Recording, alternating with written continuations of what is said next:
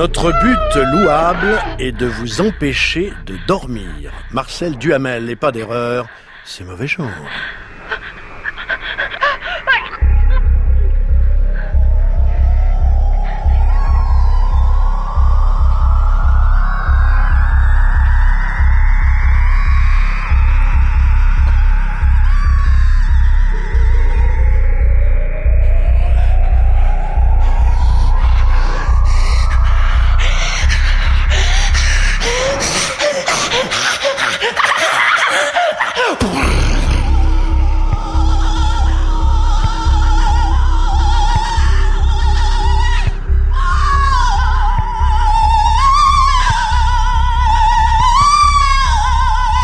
Il y a ceux qui voient midi à leur porte et qui s'ennuient en rang serré. Il y a ceux qui cherchent de midi à 14h et n'intéressent qu'eux-mêmes. Et il y a ceux qui rêvent de midi à minuit. Et cela nous concerne. Mauvais genre, le magazine qui voit toujours minuit à sa porte, reçoit ce soir pour la parution aux éditions Rouge Profond du second tome de la réédition de la revue mythique Midi Minuit Fantastique, Nicolas Stanzik, son maître d'œuvre.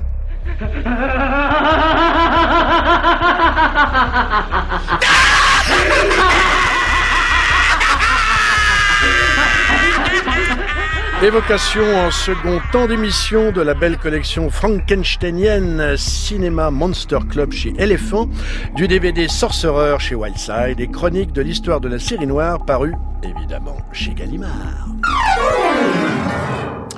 Bonsoir à toutes et à tous, bienvenue dans Mauvais genre mis ce soir sous l'invocation du fantastique gothique, de l'enfer en camion, de l'enfer tropical, et puis également de l'érudition et de l'érudition mauvais genre dans ce qu'elle a de plus magnifique, puisque les raisons d'abord de cette émission, c'est donc l'apparition du tome 2 de Midi Minuit Fantastique, une intégrale augmentée sous la direction de Michel Caen et Nicolas Stanzik, c'est aux éditions Rouge Profond. Bonsoir Nicolas Stanzik. Bonsoir. Alors vous étiez déjà avec nous pour la parution du tome 1. Il y a un an. Il y a un an pile, et on est heureux de vous accueillir, très heureux de vous accueillir, un an plus tard, pour la sortie du tome 2, avec une belle régularité et un travail toujours aussi impeccable. Est-ce que le tome 1 vous a apporté, je dirais, plus des collaborations nouvelles, des facilités dans le travail Il a créé plus d'attentes. Voilà, c'est la première chose. Les requins ont flairé le sang, donc vous étiez évidemment extrêmement harcelé, j'imagine. Non, puis évidemment, oui, de l'aide, il y en a eu, parce que je suis pas seul. Les archives se sont découvertes. Voilà, des archives se sont ouvertes. Des collaborateurs aussi m'ont vraiment aidé dans l'entreprise. Voilà, donc oui, effectivement. Beaucoup d'aide. En tout cas, quand on voit ces deux volumes, on sait qu'on peut avoir confiance en vous, que les confidences ne sont pas perdues et que les documents ne sont pas malmenés. Donc, à mon avis, pour le tome 3, dans un an, ce sera encore plus satisfaisant. Je suis avec Philippe Rouillet. Bonsoir. Philippe Rouillet qui a vu Star Wars, un film américain en couleur. Oui, le réveil de la force. Mon Dieu. Alors. Écoutez, moi je suis de ceux qui défendent le film ardemment. Vous avez le sens d'un franc-tireur, vous êtes un homme courageux. Oui, mais vous savez, j'étais ce matin à un colloque universitaire à l'université Paris Diderot, et ceux qui aimaient le film étaient très minoritaires auprès des étudiants et des professeurs, parce que il faut savoir que le film n'est pas tant un film de science-fiction que ça, contre toute attente. C'est-à-dire que par rapport aux précédents épisodes, et je pense notamment à la première, à la trilogie du préquel, il n'y a pas de déploiement de planètes, de monde, de toute une fanfare animalière, etc. C'est très resserré sur les personnages, et c'est ça qui est extraordinaire dans cet épisode, c'est-à-dire que c'est la première fois dans l'histoire du cinéma qu'on fait une suite 32 ans après, et où tous les personnages encore vivants, tous les acteurs ont repris leurs personnages. Donc, et il s'est passé 32 ans. Donc, les acteurs ont pris 32 ans, les personnages aussi, et il y a cette espèce de hors-champ narratif. Qu'est-ce qui s'est passé ? Alors, on découvre des tas de choses que je vais pas raconter là. Mais ce qui est très intéressant, c'est que tout le film est centré là-dessus, et avec une mise en scène des apparitions. C'est-à-dire que on vous donne pas une scène où tout le monde était en train de jouer aux cartes ou de faire la bamboula, et on arrive et voilà l'épisode 7. C'est-à-dire qu'on va égrener les personnages, les robots, puisque vous vous doutez bien qu'il y en a 2 qui sont de la fête. Bah oui, quand Et même. ça, c'était pas un secret. Et puis aussi certains objets fétiches. Qui vont revenir. Et ce qui est très intéressant, c'est qu'évidemment, dans la salle, ça répond. Parce que la mise en scène de J.J. Abrams, c'est pas du tout une mise en scène comme son Star Trek, où il s'agissait de faire vraiment un dépoussiérage de la série pour ceux qui ne connaissaient pas Star Trek ou qui s'y perdaient. Là, tout le monde est à peu près au parfum de Star Wars. Donc le but est autre. Le but est plutôt de retrouver des personnages, de les envoyer dans une nouvelle aventure. Et j'allais presque dire que c'est des personnages doudous. C'est-à-dire que face à cette nouvelle aventure où évidemment de nouvelles forces du mal sont en place, ce sont les héros de notre enfance qui reprennent en quelque sorte du service et qui viennent presque nous venger d'une actualité qui est parfois difficile. Et en même temps, le but de J.J. Abrams, c'est évidemment, comme c'est le premier volet d'une nouvelle trilogie, est d'amorcer les choses. Donc on peut penser que dans les 2 prochains épisodes seront développés les mondes visités, etc. Mais là, sont déjà en place ceux qui prennent la relève, les nouveaux personnages. Et ce qui est très bien, c'est qu'ils sont assez passionnants. Et on commence évidemment avec les nouveaux. On est encore dans l'excitation de découvrir les anciens, et petit à petit, les nouveaux vont se mélanger aux anciens, jusque dans une scène finale en forme de climax, qui donne très envie, évidemment, de voir la suite, qui est fixée. Qui sera aussi faite par J.J. John Joseph. Malheureusement, j'ai bien peur que non, et c'est ça le problème. Et puis je voudrais savoir qui, parce que ce qu'il faut bien savoir, c'est qu'il y a Kathleen Kennedy, à qui Lucas a gonflé les quais du bar, en vendant à Disney, vous savez, la productrice de Spielberg.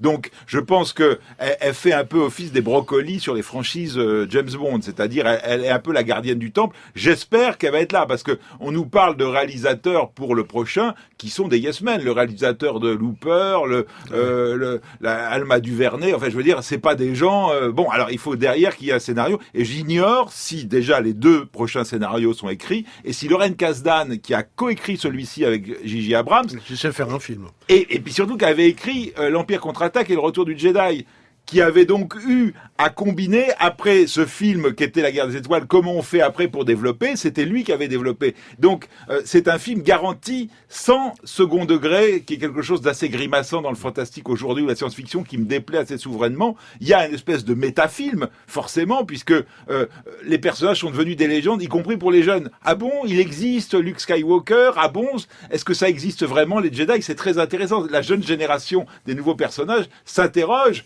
Donc il y a une sorte de métafilm, mais jamais de second degré. Donc c'est un grand souffle d'aventure, une relecture du bien et du mal qui va vous intéresser. Ah bah, qui ne saurait, car sans le bien et sans le mal, qu'est-ce qu'on s'ennuierait. Bonsoir Monsieur Beer. Bonsoir. Monsieur Beer, est-ce qu'il existe, me demande Laurent, est-ce qu'il existe une version X de Star Wars? Oui, il y a eu Star Babes. Il y a aussi eu un Star Wars. Je ne sais pas si je prononce bien. Non, vous êtes merveilleux. Votre espagnol est impeccable. W-H-O-R-E-S, oui. Qui était en fait une parodie dans un film.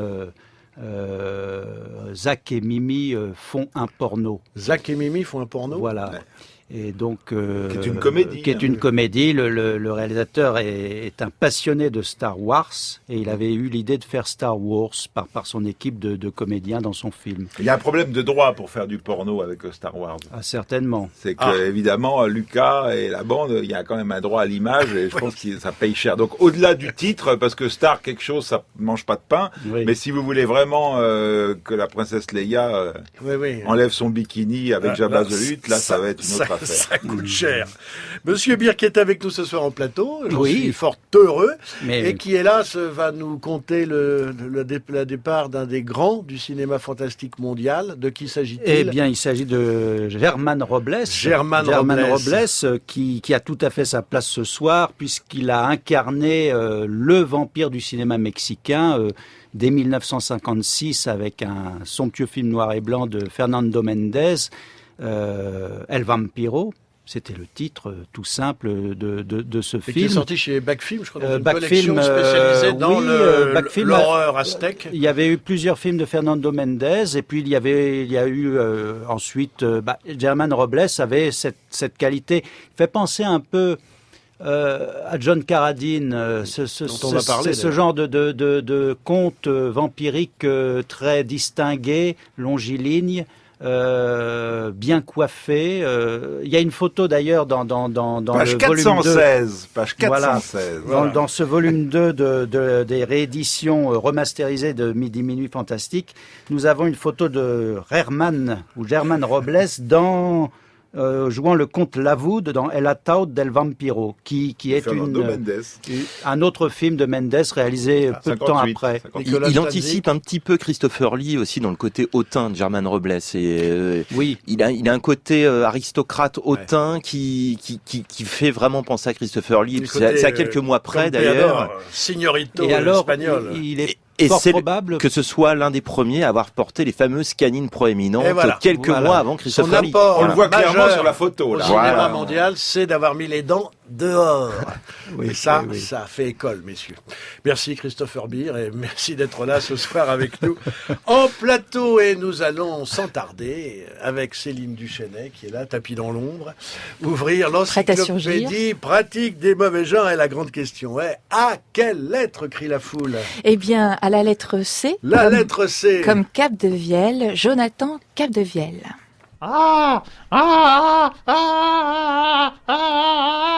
It's coming. Stay calm, breathe. Look at me. Breathe, Mantis. And now, push. Push again. Is there a doctor in the audience? Ok, je vais faire une césarienne, on peut pas faire autrement. Non, not a C-section, no, Jessica, no. Voilà. On n'a pas le bruit de l'eau. Le colloque international des ventriloques se tient au cœur du Kentucky, aux États-Unis. Venus du monde entier, les ventriloques se réunissent tous les ans pour discuter de leur profession, de leurs préoccupations, échanger des informations sur leur art, sur les marionnettes. Et c'est à partir de cet événement réel que la metteuse en scène Gisèle Vienne et l'écrivain Dennis Cooper ont créé une pièce de théâtre intitulée The Ventriloquist Convention. Une pièce où joue Jonathan Capdevielle, comédien, marionnettiste, ventriloque, chanteur. Il y interprète Jessica, un travesti ventriloque, et sa marionnette Mantis, une peluche en forme de menthe religieuse qui, comme vous venez de l'entendre, vient d'accoucher dans de terribles souffrances. Un personnage étrange que cette Jessica, qui, comme tous les personnages que Jonathan Capdevielle incarne, sont hors normes, marginaux, bizarres. Il aime de son propre aveu jouer des psychopathes, que ce soit par exemple l'entraîneur pervers ou alors le serial killer qu'il interprète dans Jerk, solo pour un marionnettiste de Gisèle Vienne. Ce goût prononcé chez Jonathan Capdevielle pour le bizarre et le fantastique se trouve aussi dans la fabrication de marionnettes. À l'école des arts de la marionnette de Charleville-Mézières, où il a étudié, il avait présenté au jury de fin d'année un solo avec une marionnette chien auquel il avait greffé le cerveau d'un nécrophile avant de l'euthanasier. Le jury a donc donné une note de 11 sur 20 en disant un certain dérangement quant à l'univers proposé. Je pense que j'ai un univers dérangé. Je pense que j'y travaille, ça me sert en fait. Mais je pense que j'ai un univers dérangé parce que voilà, j'ai une culture cinématographique aussi qui est plus proche des films de science-fiction, des films d'horreur, des films gore que du cinéma d'auteur. Bon, voilà. Donc voilà, j'ai été élevé au film d'horreur en fait. J'ai été élevé à tous ces scénarios-là. Et il faut dire aussi que personnellement, j'ai eu une vie un petit peu compliquée aussi. Donc voilà, le mix des deux fait que je gère dans ces univers-là. Alors, dans les deux spectacles que j'ai créés, je reviens plus à ce qui m'a touché personnellement aussi dans l'adolescence. Dans le premier, je dirais, c'est mon rapport à la famille, au père, à la mère, au décès, à la découverte de l'homosexualité, au fait d'être fan de Madonna et de fantasmer sur ses clips vidéo. Donc, et aussi, à côté de ça, en parallèle, c'est aussi le milieu d'où je viens, c'est-à-dire la campagne pyrénéenne, avec tout son caractère fort, son identité forte, ses passions, sa brutalité aussi parfois. Je dirais que le premier solo traite de ça. Le deuxième, lui, est plus proche. D'ailleurs, c'est à ce moment-là où j'ai découvert les films d'horreur, parce que j'étais donc élevé en partie par mon père et ma mère, et puis je passais de plus en plus de temps chez ma sœur à la campagne. Et du coup, le deuxième spectacle, c'est un roman que j'ai écrit avec ma sœur sur cette période où j'ai été élevé par elle et son copain de l'époque, qui était boulanger, et pas seulement, puisqu'il était aussi brigand. Donc je vivais au milieu des truands, du trafic, des pains au chocolat et des pâtisseries diverses. Donc au milieu de tout ça, voilà, j'ai aussi appris à découvrir une autre manière de vivre, que je croyais à l'époque complètement normale. Parce que j'étais un enfant et que je pensais que le monde était comme ça. Donc du coup, avec le recul, eh bien, j'ai travaillé sur cette mémoire-là d'enfant et j'en ai écrit un spectacle qui s'appelle Saga. Voilà.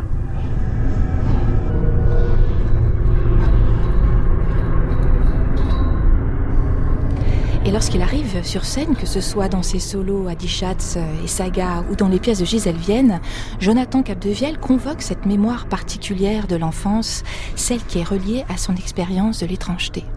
Effroi, étrangeté, il y a la violence aussi, hein. Il y a la violence et une certaine fragilité. En gros, c'est ce panel-là d'émotions que je m'amuse à travailler avec mes personnages. Une empathie aussi, de temps en temps. Comment créer une empathie avec un personnage qui, a priori, n'en dégage pas. Parce que si c'est un serial killer, c'est difficile d'être empathique avec un serial killer. Avec un entraîneur pervers aussi. Avec un père qui violente son enfant aussi. Donc j'essaie en fait de jouer de la fiction, mais aussi de la réalité des sentiments, en gros, sur le plateau. Donc il y a toujours un quatrième mur qui est là, mais qui est très fragile. Voilà, c'est... quelquefois on pourrait percevoir le vrai Jonathan dans les personnages, même s'il y a une perruque, même s'il y a une barbe, même si il est travesti. Travesti, en plus, c'est un mot qui englobe plein de choses, hein. Pas uniquement le fait de porter une perruque, mais on s'habille, de créer des personnages, donc de se travestir, mais le sentiment personnel...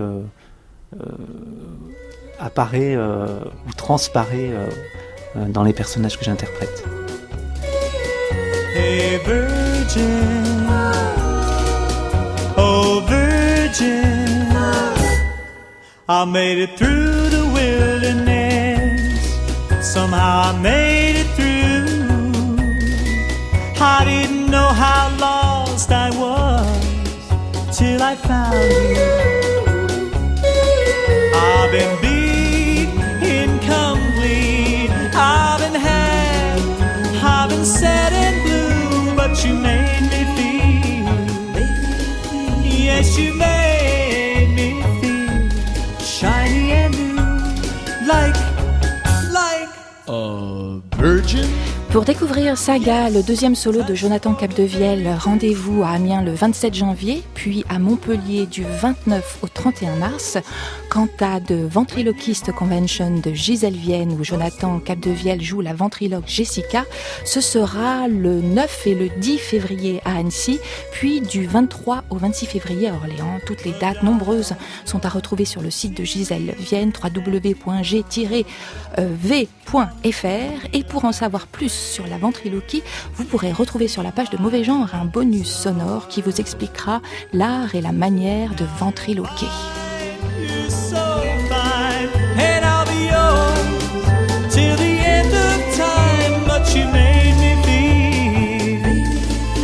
Yes, you made me feel I had nothing to hide, like a virgin.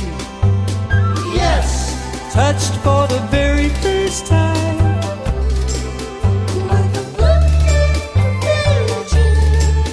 When your heart beats close to mine.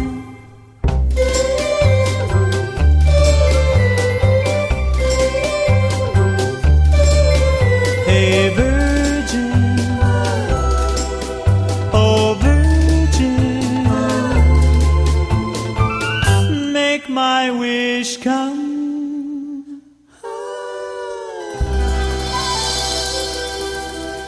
Merci Céline pour cette entrée. Jonathan Capdevielle de l'Encyclopédie pratique des mauvais genres. Monsieur Beer veut dire quelque chose, comme il est avec nous ce soir. Oui, j'aimerais Vous jeter avez le micro. un pont entre Jonathan Capdevielle et Midi Minuit Fantastique. Nous n'aurons peut-être pas beaucoup l'occasion de souligner le mérite énorme de Jean-Claude Romer que l'on salue pour ses talents de cruciverbiste.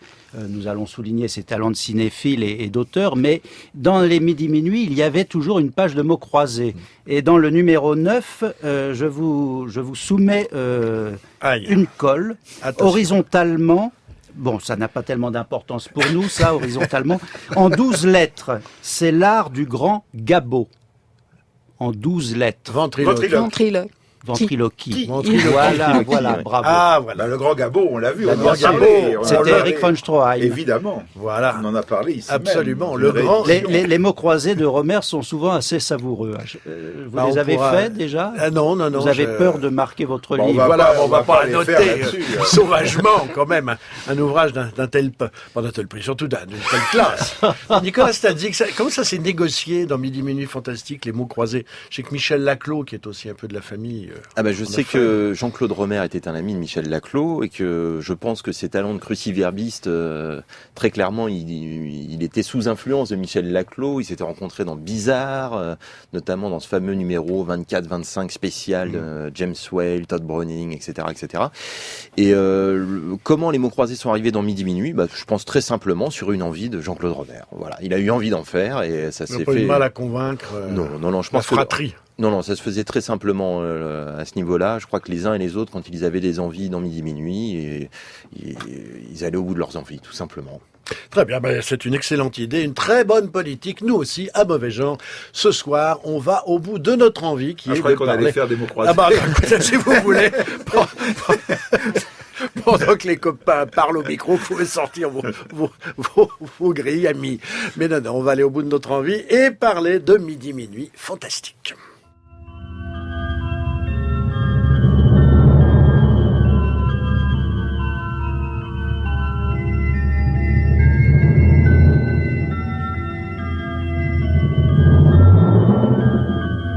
France Culture, Mauvais Genre, François Angelier.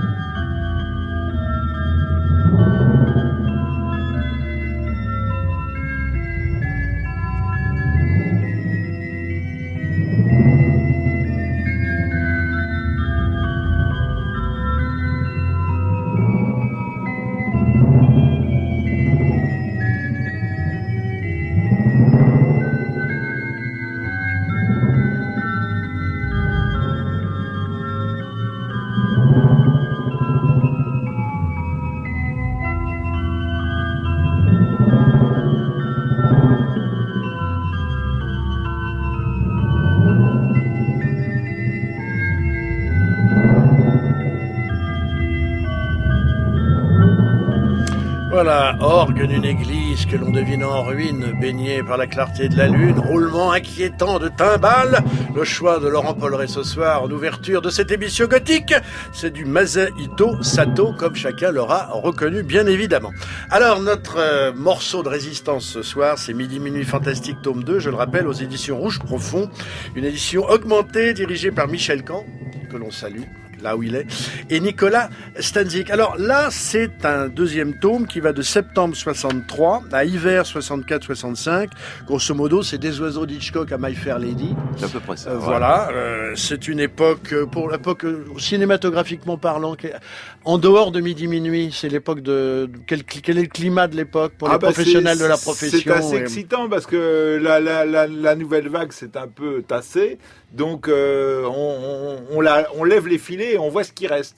Et par exemple, c'est le moment des Parapluies de Cherbourg qui est pris et qui va être paradoxalement défendu dans Midi Minuit. se retrouve dans Midi Minuit. Mais je veux dire, c'est pour ça que je me permets de parler des Parapluies de Cherbourg, parce que nos auditeurs s'attendent pas forcément à voir le film de Jacques Demy, et c'est Jean-Paul Thorock qui défend le film dans les colonnes en parlant de films d'urne. Voilà. Mais je veux dire, ces années-là sont des années pour moi passionnantes, parce que à Hollywood, c'est le moment où le Code Hays commence à tomber, 1963, il va définitivement être tombé en 66. Donc là, on est dans cet entre-deux. Et évidemment, les cinéastes se permettent de plus en plus de choses. Et on est juste avant le nouvel Hollywood, et il y a déjà des cinéastes qui pointent. Il y a des Arthur Penn et tout ça. Et il y a encore toute la vague des classiques, c'est-à-dire que on a encore les cinéastes de l'âge d'or qui sont dans leur dernier feu.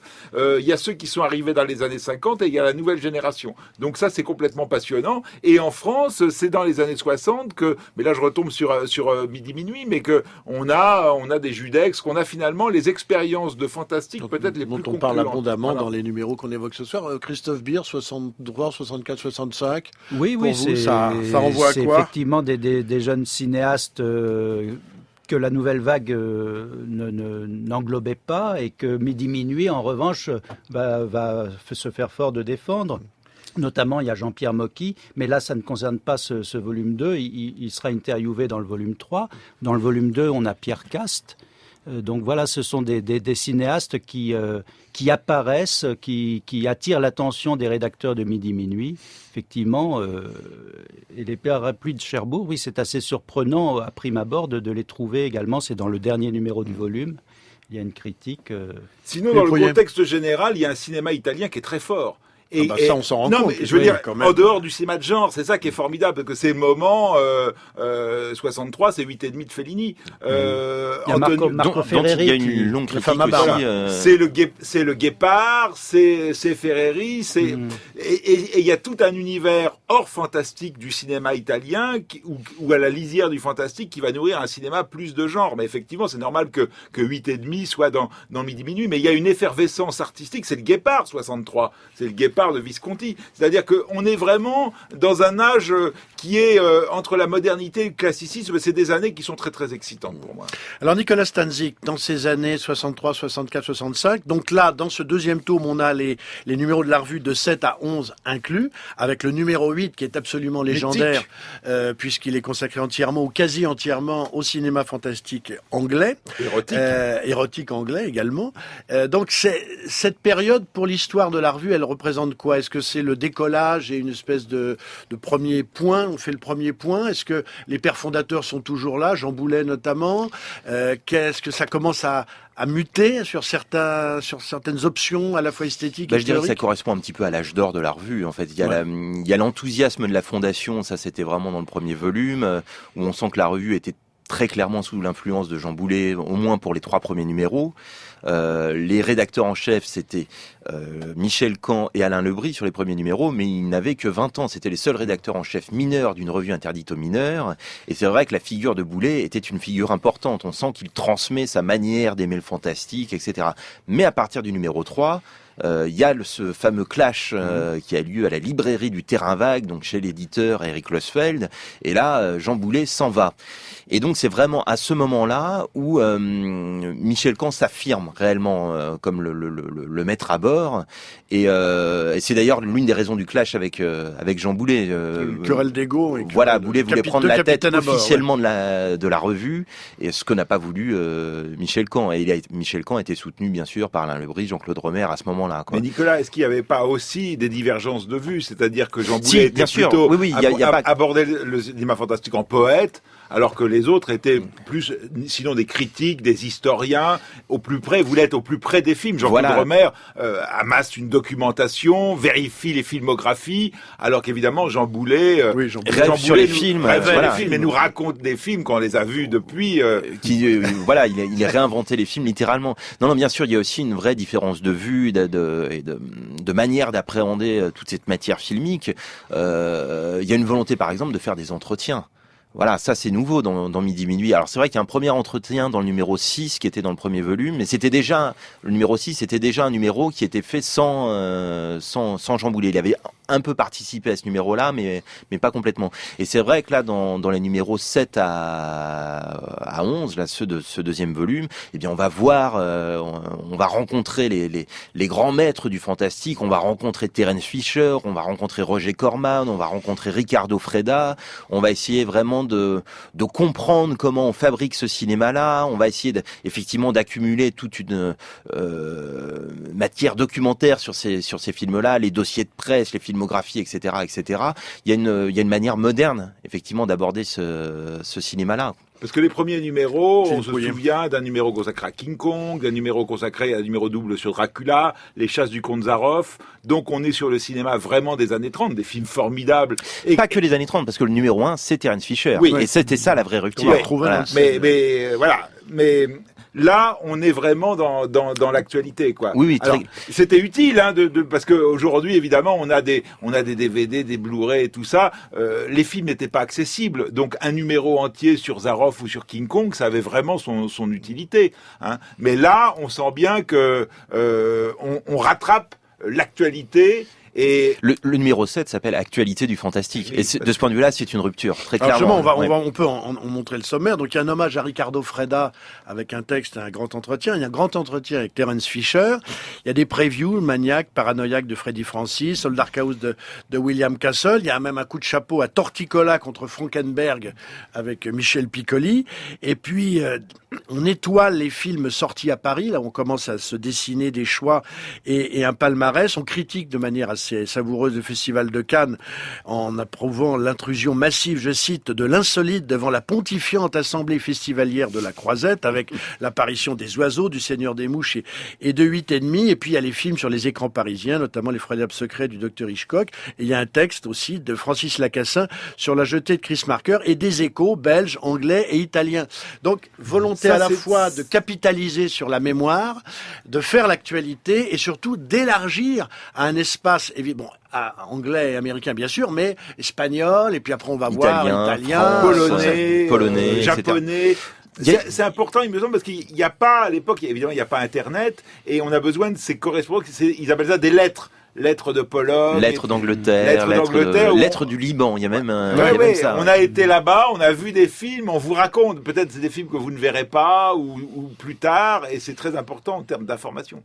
Oui, bien sûr. Et ce qui est assez passionnant d'ailleurs quand on relit ces textes, au-delà de l'érudition sur les films, au-delà des analyses, etc., il y a aussi vraiment ce qui se dessine, c'est une pratique cinéphile. C'est-à-dire, c'est vraiment l'aventure d'une génération qui va prendre sa voiture, partir à Bruxelles pour voir des films qui sont interdits en France, Blood Feast par exemple, qui a beaucoup marqué notamment Jean-Claude Romer, qui en parle encore aujourd'hui de cette découverte. Et de ce point de vue-là, il y a c'est vraiment une espèce de journal intime cinéphile au diapason des aventures de l'écran. Il y a, de ce point de vue-là, d'ailleurs, l'héritage de Boulet est encore présent parce qu'on rêve encore les films, même si on est beaucoup plus fidèle à la réalité des scénarios, même si on est beaucoup plus fidèle à la réalité des fiches techniques, etc. On raconte pas d'histoire sur les films, mais on a cette manière d'appréhender le cinéma qui est héritière finalement du surréalisme. Voilà. Alors, justement, on va en parler du surréalisme, mais là, il faut quand même bien penser que la plupart des gens qui achètent la revue ne peuvent pas voir les films dont on parle, ou très difficilement. Les gens qui vivent en province, c'est quand même assez... Si, il y a des textes qui les invitent à, en fait, effectivement, prendre leur voiture pour aller à Bruxelles. Voilà, qui les invitent à prendre leur voiture. S'ils ont une voiture, ici, ils peuvent aller à Bruxelles. Mais l'importance des photos est extrêmement clé, puisque ne pouvant pas voir les films, c'est les photos qui témoignent de ce qu'est ce cinéma-là. On a une espèce de musée imaginaire permanent qui vaut pour aujourd'hui un visionnage ou une descente en salle. C'est très clairement ça, oui. Ouais. Ces longs tunnels de photos, c'est une manière de pouvoir faire l'expérience des films sans les voir. Il y a de ça. Et en même temps, dans leur choix photographique, parfois, ils mettent des photos de films qu'ils ne défendent pas forcément, dont ils ne sont pas forcément absolument fans, mais ce qui compte, c'est la beauté des photos. Et donc, du coup, à un moment donné, c'est quand même toujours une manière de rêver les films. Voilà. Donc, la figure de Boulet, elle est quand même toujours là d'une autre manière. C'est-à-dire que le film était d'abord un objet d'une espèce de fantasme, de poésie, d'incantation, beaucoup plus que d'analyse. Mais l'actualité du fantastique, elle commence quand même à être assez riche dans ces années-là, foisonnante effectivement, mais pour le fantastique aussi. Peut-être même d'ailleurs Michel Caen dans le numéro où il fait une sorte de bilan un petit peu ou de profession de foi, s'interroge même sur l'éventuel poids que Midi Minuit a pu avoir sur certains distributeurs français qui se sont mis finalement à projeter des films de Roger Corman. La revue en avait parlé avant. Dans le courrier des lecteurs, on est aussi assez fasciné de voir que c'est des lecteurs de tous les coins de la France qui envoient des courriers. Donc même Jean-Pierre Bouixou. Parlez-nous plus des films de l'actualité, demande Jean-Pierre Bouixou. Moins de mémoire, plus de à Bordeaux. Jean-Pierre Bouixou à Bordeaux. Donc, il y a effectivement plein de films contemporains qui sont projetés sur les écrans partout en France, dans de cinéma équivalent au Midi Minuit parisien. Par exemple, c'est le Cirque des Horreurs, c'est Peeping Tom, le voyeur de Michael Powell. On va en parler, ça c'est le fameux numéro 8 sur le cinéma britannique. Midi Minuit, en fait, tombe à pic dans une période vraiment importante des années 60 pour le cinéma fantastique aussi. Alors, est-ce que c'est une revue qui a déjà, là je parlais d'une espèce de vision ironique et assez acerbe et amusée du Festival de Cannes, est-ce qu'il y a déjà la montée d'un goût pour la polémique, rompre des lances avec le cinéma académique, parce qu'avant on peut se définir comme ayant le goût pour un certain cinéma, mais former un peu le carré et ne pas chercher à en sortir, mais est-ce que là il y a une volonté de rayonner un peu en dehors et d'en découdre? Alors, il y a une volonté d'en découdre. Peut-être que dès le numéro 1, il y a un petit peu de ça ils font cette revue de presse des films de Terence Fisher.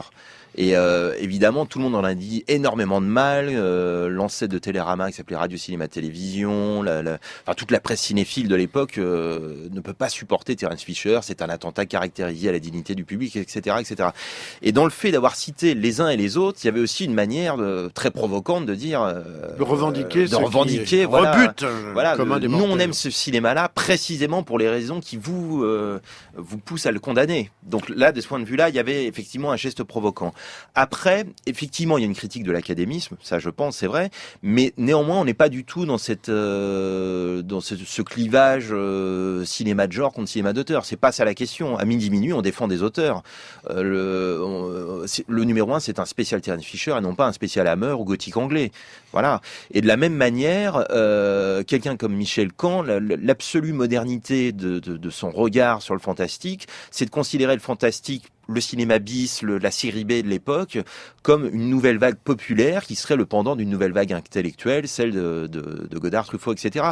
Il défendait avec la même passion Alphaville de Godard et le Dr Orloff de Jazz Franco. Voilà. Il brouille un peu l'écart. Il n'y a pas un dogmatisme qui fait défendre un cinéma clandestin, marginal ou ultra populaire face à un cinéma élitaire. En passant justement des parapluies de Cherbourg au Dr Hitchcock, on ne sait plus très bien où ils sont. C'est ce qui fait l'intelligence subversive de cette revue, parce que c'est une revue subversive.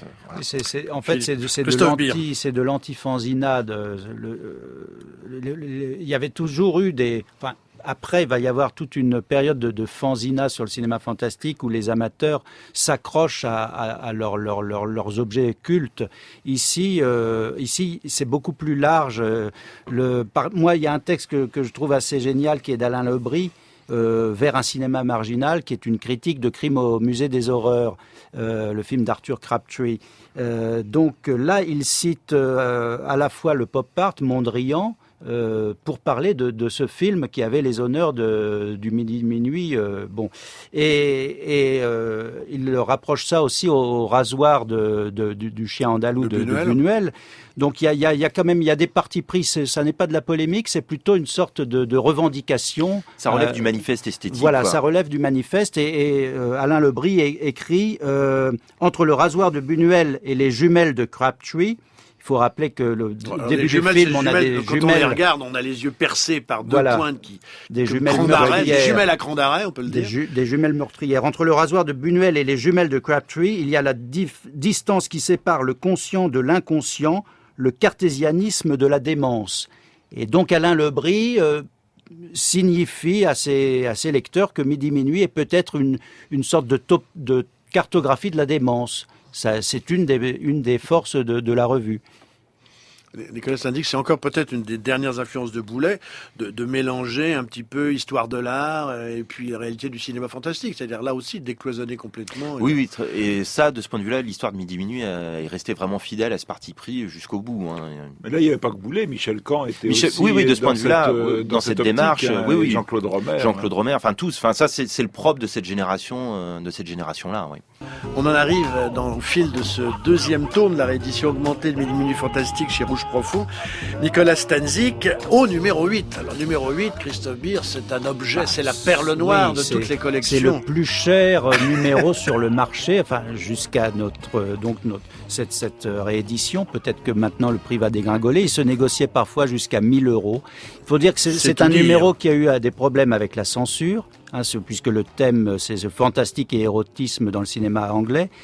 Et par-dessus le marché, d'après la légende, je ne sais pas, Nicolas pourra nous confirmer ou pas, il y a eu une inondation dans les caves du terrain vague, où était stocké le numéro, et donc les rares numéros qui restaient ont pris l'eau. Donc ce numéro 8 était devenu effectivement mythique. Absolument rarissime. Alors, est-ce qu'on peut dire, Nicolas Stanzik, est-ce que c'est vrai, c'est une histoire d'inondation? En fait, il y a plein d'histoires qui circulent, qui sont... C'est pas très clair, cette affaire. Justement, j'ai entendu effectivement parler de la fameuse inondation, mais Michel Caen me disait non, il n'y a jamais eu d'inondation. La censure, ça c'est vrai. La censure, ça c'est vrai. Mais l'histoire de la censure, on peut raconter l'histoire, je pense, parce que c'est vraiment, pour le coup, ce qui crée la légende Midi Minuit, c'est ça. Un jour, les policiers débarquent au terrain vague chez Eric Losfeld pour saisir les stocks et faire interdire le numéro. Et là, Eric Losfeld, a priori, d'après ce qu'on a pu me raconter, avait quelque part prévu que ça devrait arriver un jour ou l'autre, parce qu'il savait bien que ce numéro-là allait poser problème, en raison de son iconographie, en raison de son thème, érotisme et épouvant dans le cinéma anglais, c'est-à-dire le sadisme dans le cinéma anglais. Voilà, on va voir c'est de ça dont il s'agit. Les films choisis. Et donc, il avait prévu le coup, et il aurait envoyé un certain nombre de stocks en Belgique et en Angleterre. Et donc, il reçoit les flics, et là, il leur dit, écoutez, c'est très simple, mais le numéro est épuisé. Et donc, les policiers sont repartis parce qu'on ne peut pas interdire ce qui n'existe plus. Et c'est là où ça a été très habile, parce que, étant donné qu'on ne peut pas interdire ce qui n'existe plus, il n'y a pas eu d'interdiction en tant que telle du numéro. Et ça, c'était très important, parce qu'il y avait cette loi à l'époque qui faisait qu'en cas d'interdiction d'un certain type de publication, l'éditeur avait obligation de représenter devant le comité de censure tout nouvel ouvrage de même nature, mais après son impression. Donc, de deux choses l'une, où on présentait un ouvrage de même nature, mais s'il est de même nature, fallait le faire interdire, ce qui pouvait évidemment poser les problèmes de trésorerie après son impression, ou on ne le présentait pas, mais auquel cas on pouvait être en tort. Donc, s'il y avait eu une interdiction sur un numéro de Midi Minuit, toute la collection aurait pu être interdite potentiellement. Donc, tout l'enjeu était là. Mais donc, du coup, comme il ne restait pas énormément de stock, parce que, paraît-il, il s'est extrêmement bien vendu. Michel Caen racontait qu'à Saint-Germain-des-Prés, on se baladait avec le numéro 8 sous le bras. Ostensiblement, pour défier la police. Voilà. En fait, il n'y a pas eu de réimpression de ce numéro. Et donc, dès le numéro 9, 63. Il est présenté comme l'introuvable numéro 8. Et c'est comme ça que naît cette légende, et c'est comme ça que il n'est pas exclu que la fameuse cote de ce numéro 8, il n'est pas exclu que ce soit Eric Losfeld avec quelques numéros qui ait lancé lui-même une cote. Oui, c'est fort possible. Alors, effectivement, on évoquait la précédente émission qu'une des forces dans le sillage du surréalisme de la revue a été de mêler l'érotisme et la violence, et l'érotisme et la violence érotique, de mettre en avant la dimension violente de l'érotisme et de mêler érotisme et violence. Et c'est sûrement Nicolas Stanzik, dans ce numéro 8 sur le cinéma anglais, que la chose apparaît dans toute sa nudité, il faut le dire, dans toute sa crudité, avec des études notamment du voyeur de Michael Powell, dont on connaît l'histoire, donc ce photographe qui tue avec le pied de son appareil les femmes qu'il est en train de photographier, donc il filme leur mort, une sorte de snuff movie. Jack l'Éventreur de Berman et Baker, là aussi une mise en scène assez radicale de la personnalité de l'homme de l'année 1888. Crime au musée des horreurs d'Arthur Crabtree, dont vient de parler Christophe, avec ses célèbres jumelles à cran d'arrêt qui percent les rétines de la malheureuse femme qui ose y risquer son regard. Et puis alors, le meilleur d'entre nous, si j'ose dire, L'impasse aux violences de John Gilling, avec ses deux versions. La version version dénudée, ou très dénudée, et même très très dénudée, et puis une version, je dirais, un peu moins dénudée. Donc là, avec 4 films, on est au cœur de la problématique de la revue, c'est-à-dire la puissance de la violence érotique et les rapports entre sadisme, masochisme et sexualité. Très clairement, ça c'est le numéro manifeste, de manière très évidente. Et alors il y a des textes brillants, il y a des tunnels de photos absolument sidérants et qui faisaient énormément sur l'impasse aux violences. Et la version dénudée. Voilà, extraordinaire. C'est vrai que en fonction des salles en France, en fonction des villes, Paris ou province, etc., on ne voyait pas forcément les mêmes versions. C'était pas toujours très clair. Il y a eu la version dénudée dans quelques salles, mais pas partout. Aussi bien que dans les conversations, les uns et les autres, parfois, à nouveau à la manière de Boulet, pouvaient en rajouter et puis personne ne savait quelle était la vraie version de ce film et à quel point elle pouvait être dénudée ou non. Et donc ça, c'est vrai que ces photos, ça a fait énormément de fantasmer de gens. Mais au-delà de ça, je dirais que un des aspects qui, pour moi, rend ce numéro absolument incontournable, il y a 2 photos au début du cahier photo consacré à Peeping Tom, 2 photos un petit peu particulières avec un grain un peu marqué, des photos assez sombres. On voit bien que ce ne sont pas des photos de plateau habituels. Peeping Tom, c'est le voyeur de Michael Powell. Oui, voilà, le voyeur de Michael Powell, dont on présente le scénario dans le numéro. Et c'est des photos qui, dans leur côté un peu sales, sont presque un petit peu plus effrayantes. C'est les pages d'avant encore. Ce sont presque elles ont un côté presque plus effrayant que le film lui-même ou que les photos de plateau classiques. Et ces photos, elles ont un secret. En fait, ce sont des photos que Michel Camp avait pris lui-même au sein du Midi Minuit. Et donc, quelque part, voilà, il y a une espèce de geste provoquant. C'est le voyeur qui contemple le voyeur. Il nous dit que quelque part, tout Midi Minuit est une sorte de Peeping Tom qui s'ignore ou qui s'assume. Tout cinéphile est un voyeur. Voilà, en puissance.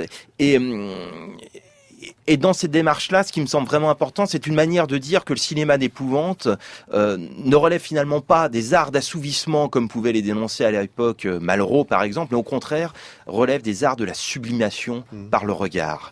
Et ça, c'est vraiment Midi Minuit Fantastique. C'est vraiment cette manière d'aimer ce cinéma-là, d'aimer ce cinéma d'épouvante.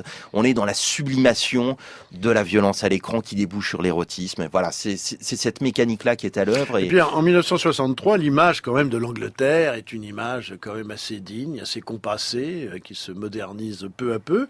En tout cas, c'est juste les Beatles. Les Beatles arrivent. Ça commence à vibrer. Et le numéro, d'une certaine façon, commence à accentuer un petit peu cette impression. Alors, je cite Michel Camp dans son article For Gentlemen Only. La Grande-Bretagne fut longtemps considérée à juste titre comme le pays d'élection du cinéma puritain. Des films boutonnés jusqu'au collet, des femmes sans forme et des gentlemen au self-control inébranlables. Cette idée correspondait assez bien à la réalité jusqu'aux environs des années 55-56, où le moindre décolleté était sévèrement refusé par décision du British Board of Censorship. Heureusement, et puis alors après il embraye sur ce qui est aujourd'hui le spectacle de l'Angleterre, et là le sexe apparaît, et il le dit lui-même. Aujourd'hui, le cinéphile débarquant à Londres a quelques raisons d'être surpris, car le credo de bien des exploitants cinématographiques repose sur le mot-clé de sexe. Donc là aussi, c'est une manière aussi de démonter une certaine image de l'Angleterre et de pousser en avant, je dirais, une autre image, l'image d'une autre Angleterre, celle de l'horreur gothique et celle du roman gothique, le Moine et autres. Oui, très clairement. Puis même, je dirais que c'est l'Angleterre pop aussi qui est célébrée à travers ça. Alors c'est vrai que dans Midi Minuit, on ne parle pas forcément de musique. Oui, c'est assez rare, c'est quasiment inexistant. Alain Lebris, de temps en temps, parle de John Coltrane, il peut parler de musique contemporaine, de choses comme ça. C'est que ça ne les intéressait pas disons que c'était pas le premier objet à défendre pour eux, je pense. Mais je sais que j'en ai parlé un petit peu avec Michel Camp. En réalité, il écoutait aussi les Stones à la même époque. Donc il y a quand même une communauté d'esprit. Et puis quand on revoit les photos de l'époque avec leurs lunettes noires, c'est vrai qu'il y a cette espèce de dress code midi-minuiste qu'a gardé Jean-Claude Romer. Petite anecdote d'ailleurs par rapport à ce dress code que m'a raconté Raphaël Maronju, qui était l'un des photographes de Midi Minuit. Un jour, il est au Café de Flore. Il attend Michel Camp et il est seul à sa table et il y a Roland Topor qui débarque et qui le regarde et qui lui dit « Vous êtes un midi-minuiste ». Puis Raphaël Maronju lui répond « Mais comment vous avez deviné ?»« Parce que vous avez des lunettes noires. »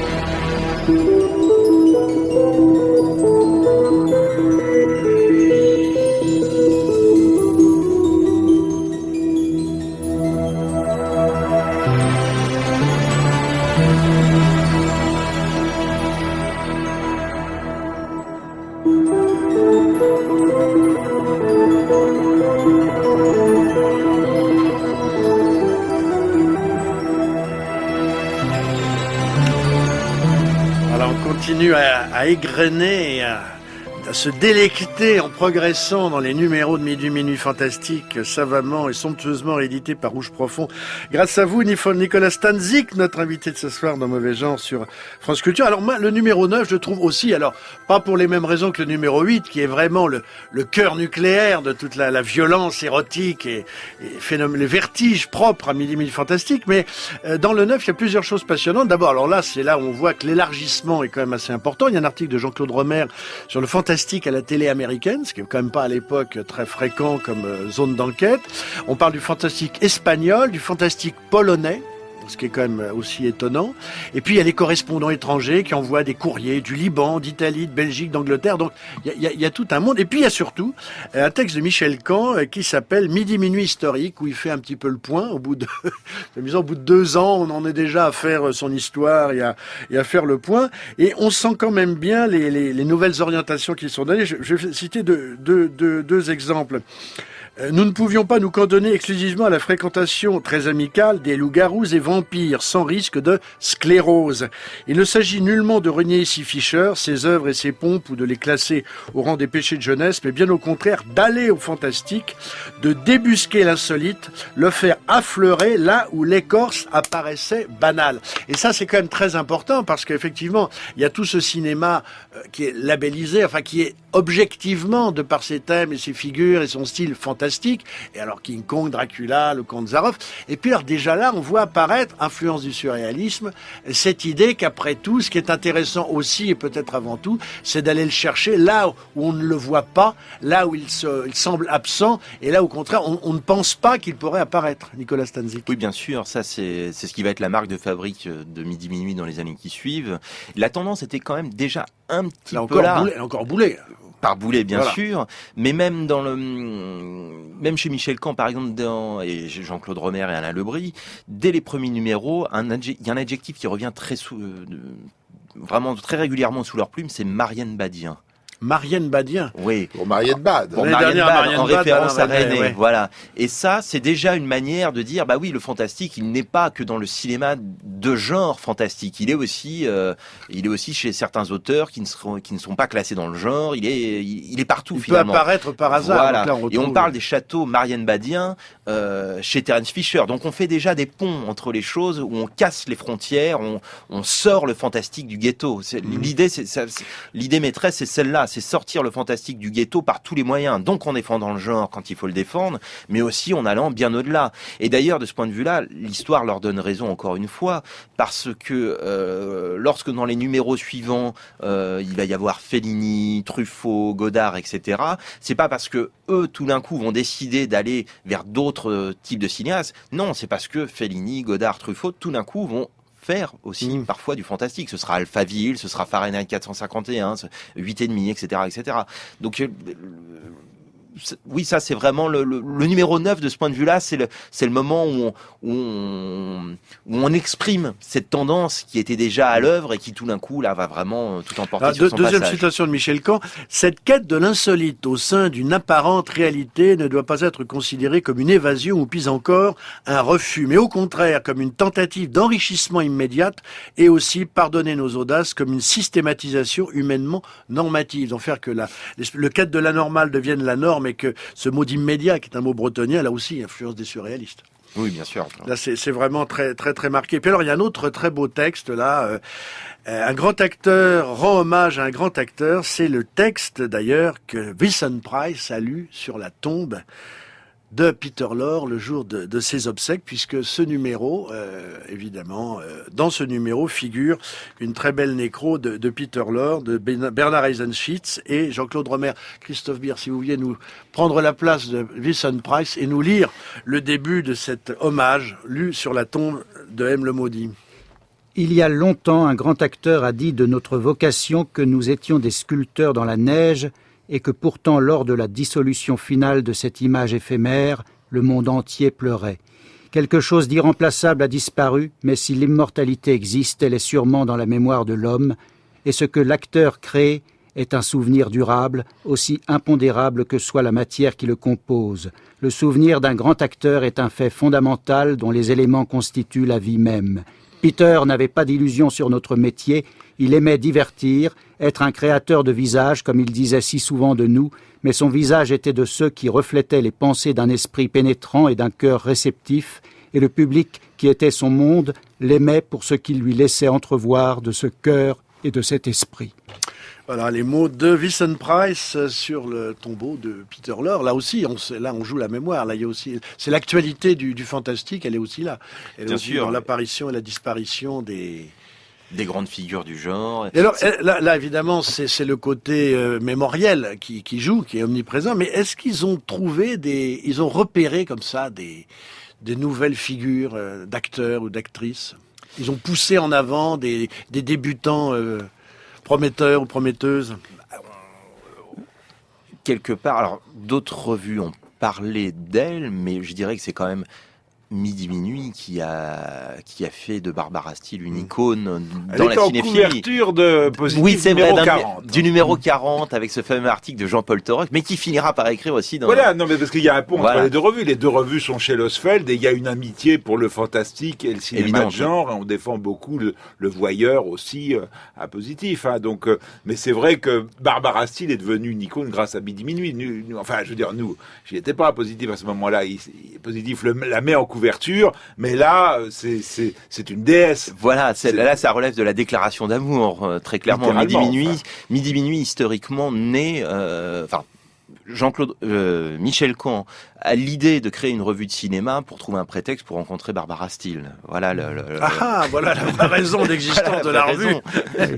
Donc oui, tout ça procédait d'une certaine forme de déclaration d'amour. Ça fait une belle préface à cette édition. Les femmes ont beaucoup d'importance. Les comédiennes, il y a un texte fabuleux dans le numéro 8 sur Marie Devreux, qui est surtout importante aux yeux de Michel Caen pour incarner un personnage d'une grande cruauté dans Les Étrangleurs de Bombay. Les Thugs, donc. Voilà, les Thugs. Et c'est sa beauté russe-meyeresque qu'il loue notamment. Je pense, sans me tromper, que d'ailleurs il le dit dans un des textes de Midi Minuit, il aimait particulièrement les femmes à poitrine volumineuse. Il cite notamment dans une note de bas de page Barbara Valentin en parlant d'une autre starlette volumineuse. Voilà.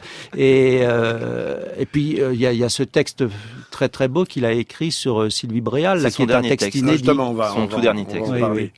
Oui, parce qu'effectivement, il y a. Alors, on termine un peu notre passage en vue, Nicolas Stanzik, avec le copieux numéro 10-11, Terence Fisher. Et là, il y a un texte de Robert Hossein, qui à l'époque n'est pas encore identifié comme étant le promoteur des cinémas grands spectacles sur Marie-Antoinette, De Gaulle ou Bénur, ou Jésus-Christ, qui là évoque l'époque où il tournait l'étrangleur Le vampire de Düsseldorf. Le vampire de Düsseldorf, oui. Oui, un texte qui s'appelle le film d'horreur, où c'est un petit peu sa profession de foi par rapport à ce film qu'il s'apprête à tourner, et donc comment il envisage à la fois le genre, comment il envisage de faire une nouvelle version de M. le Maudit, parce qu'il s'agit de ça. Et donc oui, c'est vrai que c'est assez étonnant de le retrouver là, parlant de cinéma d'horreur. Parce que c'est la grande époque où Robert Hossein quand même est une figure du cinéma de polar, du cinéma un peu sulfureux, et qui n'est pas encore quelqu'un de beaucoup plus académique. Et puis citons aussi la longue étude érudite de Jean-Claude Romer sur William Castle, qui est vraiment... Alors là, on a parlé récemment des mémoires de William Castle éditées par Capricci, merci à eux. Et là, il y a quand même l'ouverture, je dirais, des études casseliennes en France avec ce travail de Jean-Claude Romer. Ah ben ça, c'était vraiment le cheval de bataille de Jean-Claude Romer. Ça a toujours été un très grand fan de William Castle. Ça a été sans doute le premier en France à écrire sur lui. Et ce dossier a tellement fait sensation que William Castle a fini par écrire une longue lettre qui est publiée, si je dis pas de bêtises, dans le numéro 12 ou 13, dans le Courrier des lecteurs. Voilà, William Castle faisait partie des lecteurs après coup de Midi Minuit. C'est-à-dire que carrément ils écrivaient aux gens. C'est-à-dire que parmi les gens découverts, en plus des acteurs, par exemple Herschel Gordon Lewis, c'est une découverte. Inventeur du gore, cinéma gore. Parce qu'il découvre ça à Londres, mais aussitôt après ils écrivent à David Friedman, son producteur, parce que il s'agit d'avoir des renseignements.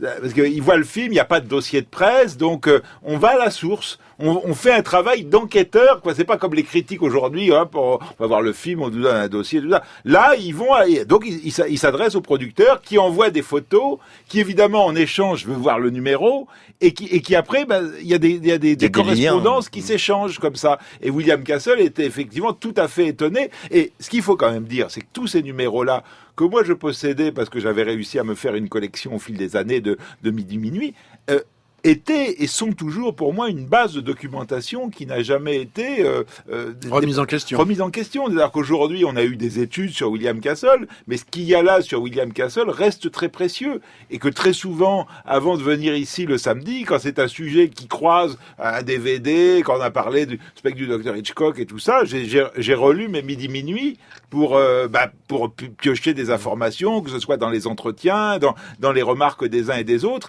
Ce qu'il faut voir, c'est que c'est du cinéma très vivant et très documenté, mais avec aussi de l'analyse, une vision.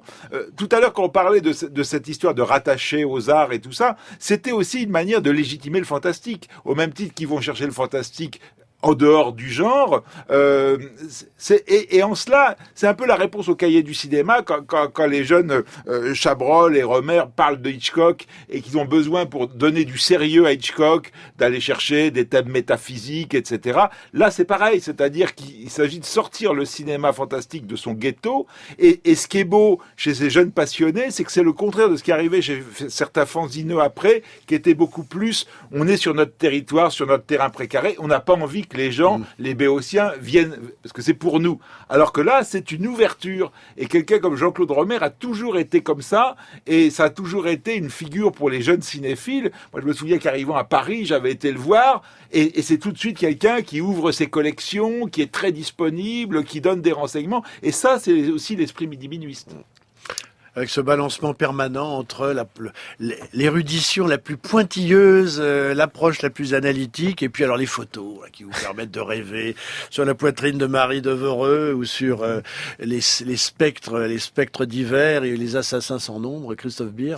Oui, en fait, je crois que un des relais de l'équipe, c'était aussi aux États-Unis, Forrest Ackerman, qui était Famous Monster, qui est l'équivalent américain. Voilà, donc il y avait comme ça des échanges nourris, notamment de photogrammes. Voilà, parce que Famous Monster était plus sur les maquillages et les Monster, ça s'adressait peut-être plus aux adolescents. C'était une revue pour ados, oui. Et c'était Philippe Druyet qui était le correspondant français de Famous Monster et de Midi Minuit au départ. départ aussi. Il faisait aussi les photogrammes au tout début. Pendant les Je projections. crois que Robert pour nourrir Fleuret la a revue. aussi écrit un courrier à midi minuit. Enfin, c'est vrai que c'était une revue qui était lue par les réalisateurs. C'est une revue. Bah, il y avait devenue pas tant que internationale. ça. On le voit bien quand Ricardo Freda est très étonné de.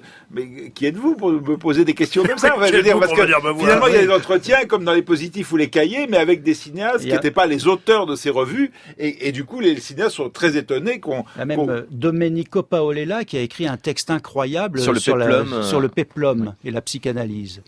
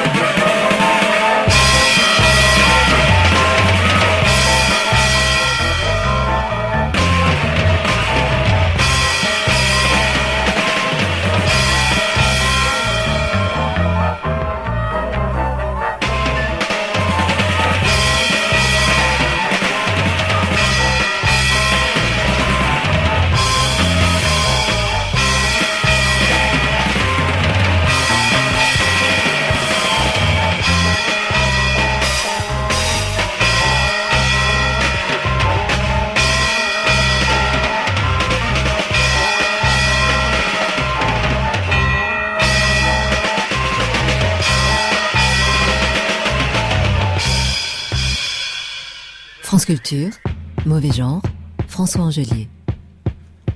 Jean-Claude Vannier également. Jean-Claude Vannier, l'enfant assassin des mouches. Et je pense qu'on peut toujours écouter en podcast l'entretien que Laurent Polleret avait fait avec ce personnage important de la musique.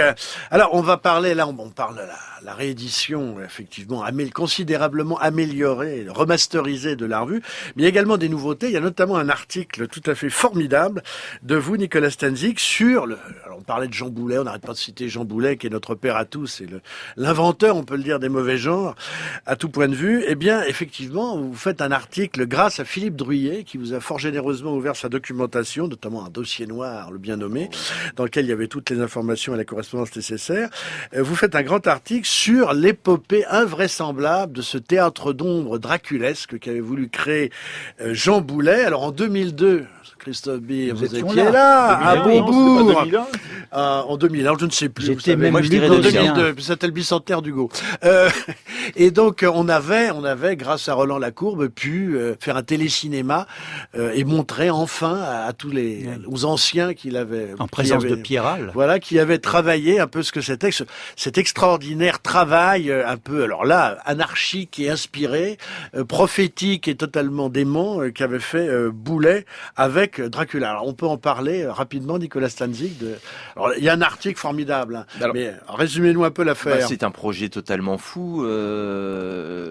Donc Jean Boulet a l'idée de faire un film en ombre chinoise, une adaptation de Bram Stoker de Dracula. Et cette idée-là, elle lui vient quelque temps après avoir quitté Midi Minuit Fantastique de manière fracassante. Voilà. Ouais. Et l'idée, quelque part, je crois, pour lui, c'était d'être quelque part plus Midi Minuiste que Midi Minuiste. De toute façon, lui, il veut toujours plus que. Voilà. Plus que. Concrètement, voilà. Et qu'on le regrette. Jamais assez. Voilà. Lui, il les regrette pas, c'est Gouja, mais il faut que eux le regrettent. On va dire Voilà, quand même à ça. nos auditeurs que Jean Boulet, c'était pas rien. Rares sont ceux qui ont chez eux, dans le couloir de l'entrée, des chats scotchés au mur. Des chats vivants. Des chats vivants scotchés au mur. Tiens, Kenneth Anger doit être arrivé. Le climat qu'il y avait chez Jean Boulet, rue Bobillot. Oui, enfin, c'est un personnage invraisemblable qui a donc ce pavillon rue Bobillot où tout est peint en rouge et noir. Même la brosse à dents. Même la brosse à dents, voilà. Enfin, tout est aux couleurs draculesques. Il s'identifie totalement à Bela Lugosi. Il est fou du ténébreux acteur hongrois. Enfin, voilà le personnage. En même temps, il ne s'intéresse pas qu'au cinéma fantastique. Il est aussi à l'avant-garde en matière de tatouage, de bande dessinée, de culture Et de body art, SM, puisqu'il se voilà. fait éclater le nez pour ressembler au personnage de ses rêves. Voilà, exactement. Et donc, il a cette idée-là au début 63. D'abord, il pense faire une revue concurrente à Midi Minuit. Il pense faire une sorte de Star Ciné Cosmos pour faire une espèce de Midi Minuit en plus populaire. Puis en même temps, il se dit, mais en plus populaire. Bon, est-ce que finalement c'est pas son truc? Donc il dit non, finalement je vais faire quelque chose de plus underground. Et donc il va monter la Société des Amis de Bram Stoker, à laquelle adhèrent notamment Ornella Volta et soi-disant Sammy Davis Jr. Mais ça, on l'a jamais vérifié. Mais lui le racontait. Il va organiser une exposition en avril 63 qui va être la première exposition consacrée à Dracula. Il y a Philippe Druillet qui a 16 ans à l'époque qui va l'aider dans cette entreprise. Il y a, ils vont à Londres faire un pèlerinage. Ils vont faire un pèlerinage aux sources. Jean Boulet va vouloir s'emparer des cendres de Bram Stoker, mais là, au cimetière où repose ses cendres, on lui dit que ça n'est pas possible. Et donc, même ils vont trouver un accord. Ils vont, voilà, tous les ans, sa tombe sera fleurie. Ils payent pour ça, pour que pendant des années et des années, peut-être qu'aujourd'hui encore, la tombe est fleurie grâce à la générosité de Jean Boulet. Un jour, sur la tombe de Bram Stoker. Il faudra vérifier. Et de retour en France, et à un moment donné, il y a cette idée, mais il faut faire un film. Voilà, il faut faire un film parce que, évidemment, Midi Minuit sera obligé de célébrer ce film. Et pourquoi il choisit le théâtre d'ombre? Eh bien, parce qu'il a déjà une expérience en la matière. À la fin des années 40, avec Robert Benayoun, avec Lise de Harme, ils vont faire des spectacles d'ombre à la Cinémathèque française. Voilà, ça va se passer ou à l'entracte ou en première partie. Il va y avoir un certain nombre de thèmes mythologiques qui vont être explorés comme ça. Il y a aussi Roger Cornaille, le patron du Minotaure, voilà, autre librairie mythique de ces années-là, qui faisait partie du comité de rédaction de Midi Minuit. Hein, tout ça se recoupe. Une librairie où on se rencontrait. C'était l'autre librairie avec le terrain vague où les amateurs allaient. Et ce qui est important par rapport au théâtre d'ombre et Jean Boulet, c'est que Boulet était quelqu'un qui était fasciné par la magie, par les grands magiciens, par les trucs. Et de son point de vue, je crois que le théâtre d'ombre relevait d'une certaine forme de magie. Et il avait ce rêve de faire un film de magicien. Et je crois qu'il tentait de réaliser ce rêve en faisant cette adaptation en ombre chinoise de Dracula. Et en même temps, il y avait l'idée de revenir aux sources du cinéma, voire du pré-cinéma, pour quelque part aboutir à quelque chose de moderne. Parce que dans les années 60, voilà, le cinéma a déjà une 60aine d'années, donc on peut déjà raconter son histoire et revenir aux sources. C'est une manière de mesurer le temps parcouru. Enfin, il y a cette idée-là. Et donc, ça va être le début d'une espèce de production totalement folle, totalement baroque, où ça va être les premiers travaux artistiques de Philippe Druillet. Il va dessiner un grand nombre de décors. Boulet faisait découper les figurines par ses amants d'un soir. Voilà, alors c'est ce qui pouvait aboutir à des catastrophes, parce que ces amants d'un soir, ils pouvaient les récupérer dans des coins tout à fait sordides. Ils n'étaient pas forcément forts au découpage. Voilà, oui, c'était pas forcément leur première qualité. Voilà. Donc Druillet raconte que le lendemain, c'était la catastrophe. Il fallait sauver ce qui pouvait être sauvé, redessiner ce qui pouvait être redessiné, et dire au maître de cérémonie, oui, tout est formidable, et il fallait en même temps rattraper le coup. Voilà. Il ne reste que 45 minutes de rush de cette entreprise titanesque, donc nous on espère qu'un jour elles réapparaîtront. Je crois savoir, Nicolas Stanzik, que vous vous y employez. Eh oui, on a quelques espoirs on sérieux va voir dans le là-dessus. domaine. Vous nous parlez de Sylvie Bréal. Qui c'est, Sylvie Bréal? Alors Sylvie Bréal, c'est non pas une icône du midi-minuisme en tant que telle, parce que elle n'a pas fait que des films midi-minuistes. On la voit notamment dans le Gendarme de Saint-Tropez. Oui. Entre autres, mais le plus gros carton de l'année 64 d'ailleurs. Mais elle joue aussi chez Benazeraf, elle joue chez Jean-Pierre Mocky, donc dans quelques productions qui vont être défendues par Midi Minuit.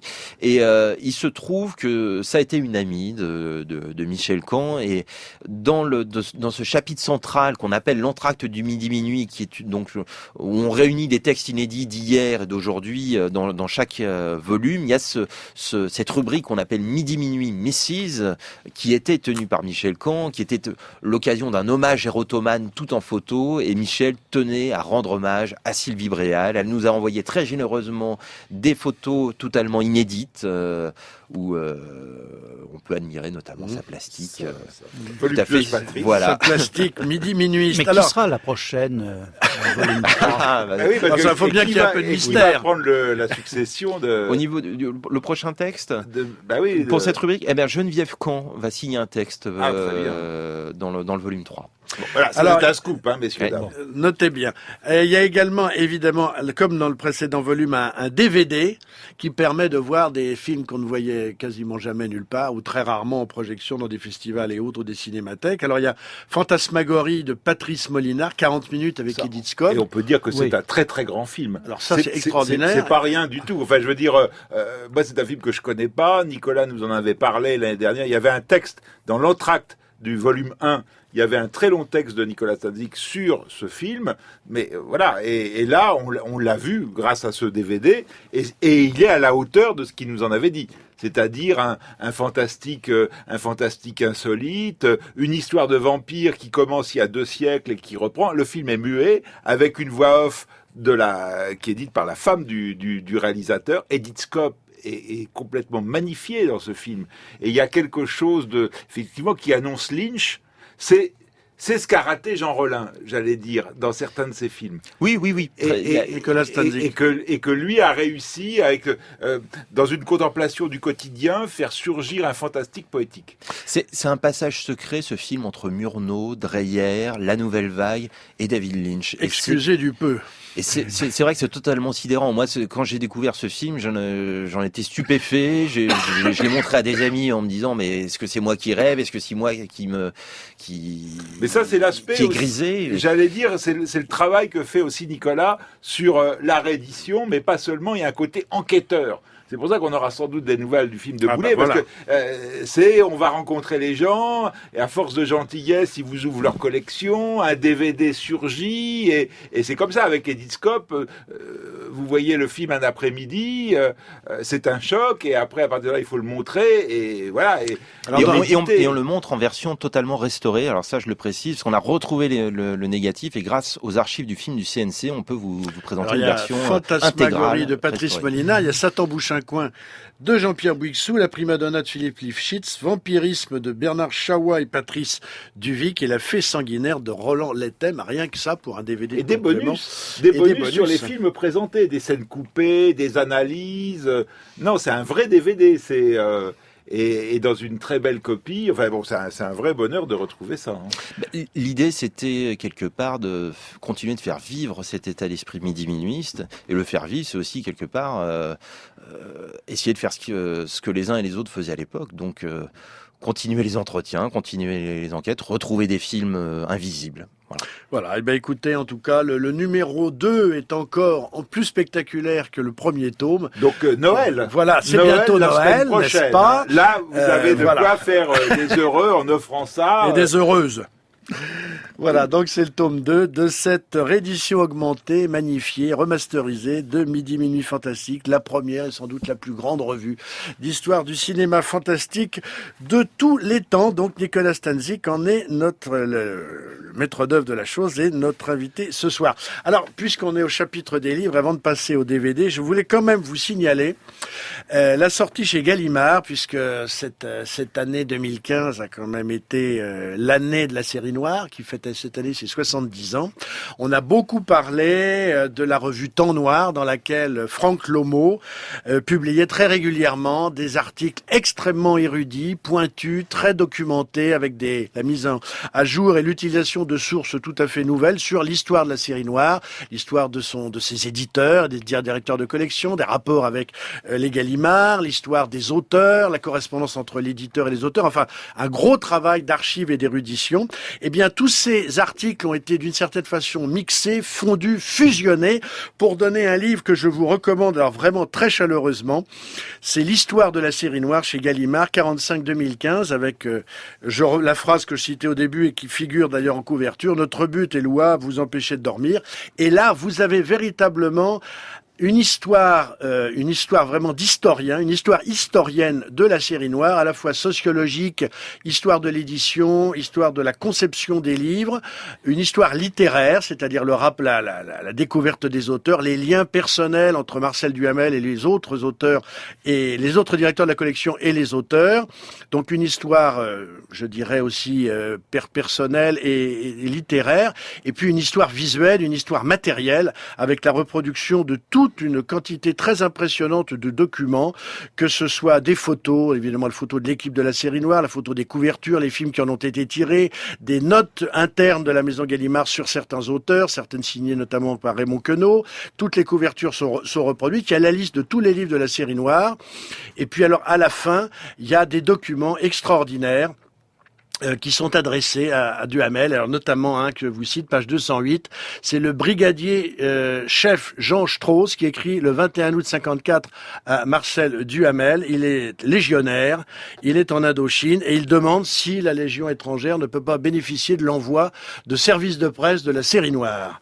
Alors il met boire c'est bien mais cela coûte cher et le foie en prend un coup dans ce pays déjà bien monté avec dysenterie, paludisme et malaria. Alors ce sont vos livres de la très célèbre série noire qui nous tente. Ici, à la Légion, 52 nationalités différentes, mais votre collection est universelle. On est heureux, car on n'a jamais su le faire, de voir des gars prendre des pruneaux 13 mm dans le ventre et se relever avec le sourire. C'est sûr que les légionnaires en Indochine vivaient d'une autre manière le baroud que des héros de la série noire. Des cracks. Il doit bien y avoir des livres chez votre imprimeur qui sont mal coupés, détériorés, où le massicot va de travers.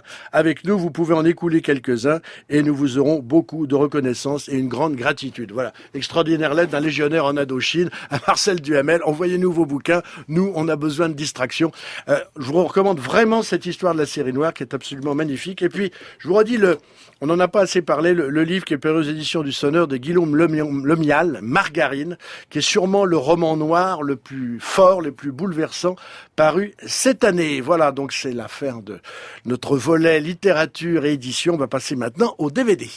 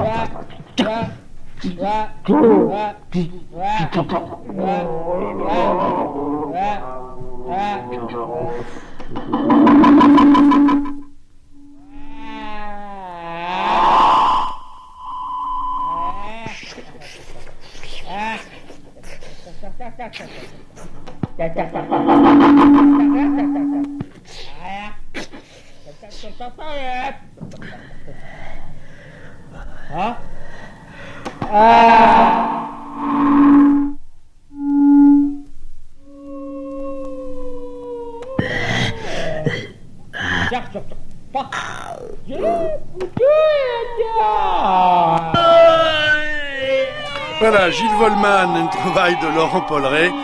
Fort réjoui de cette diffusion. Bravo, cher maître. Alors, passage au DVD.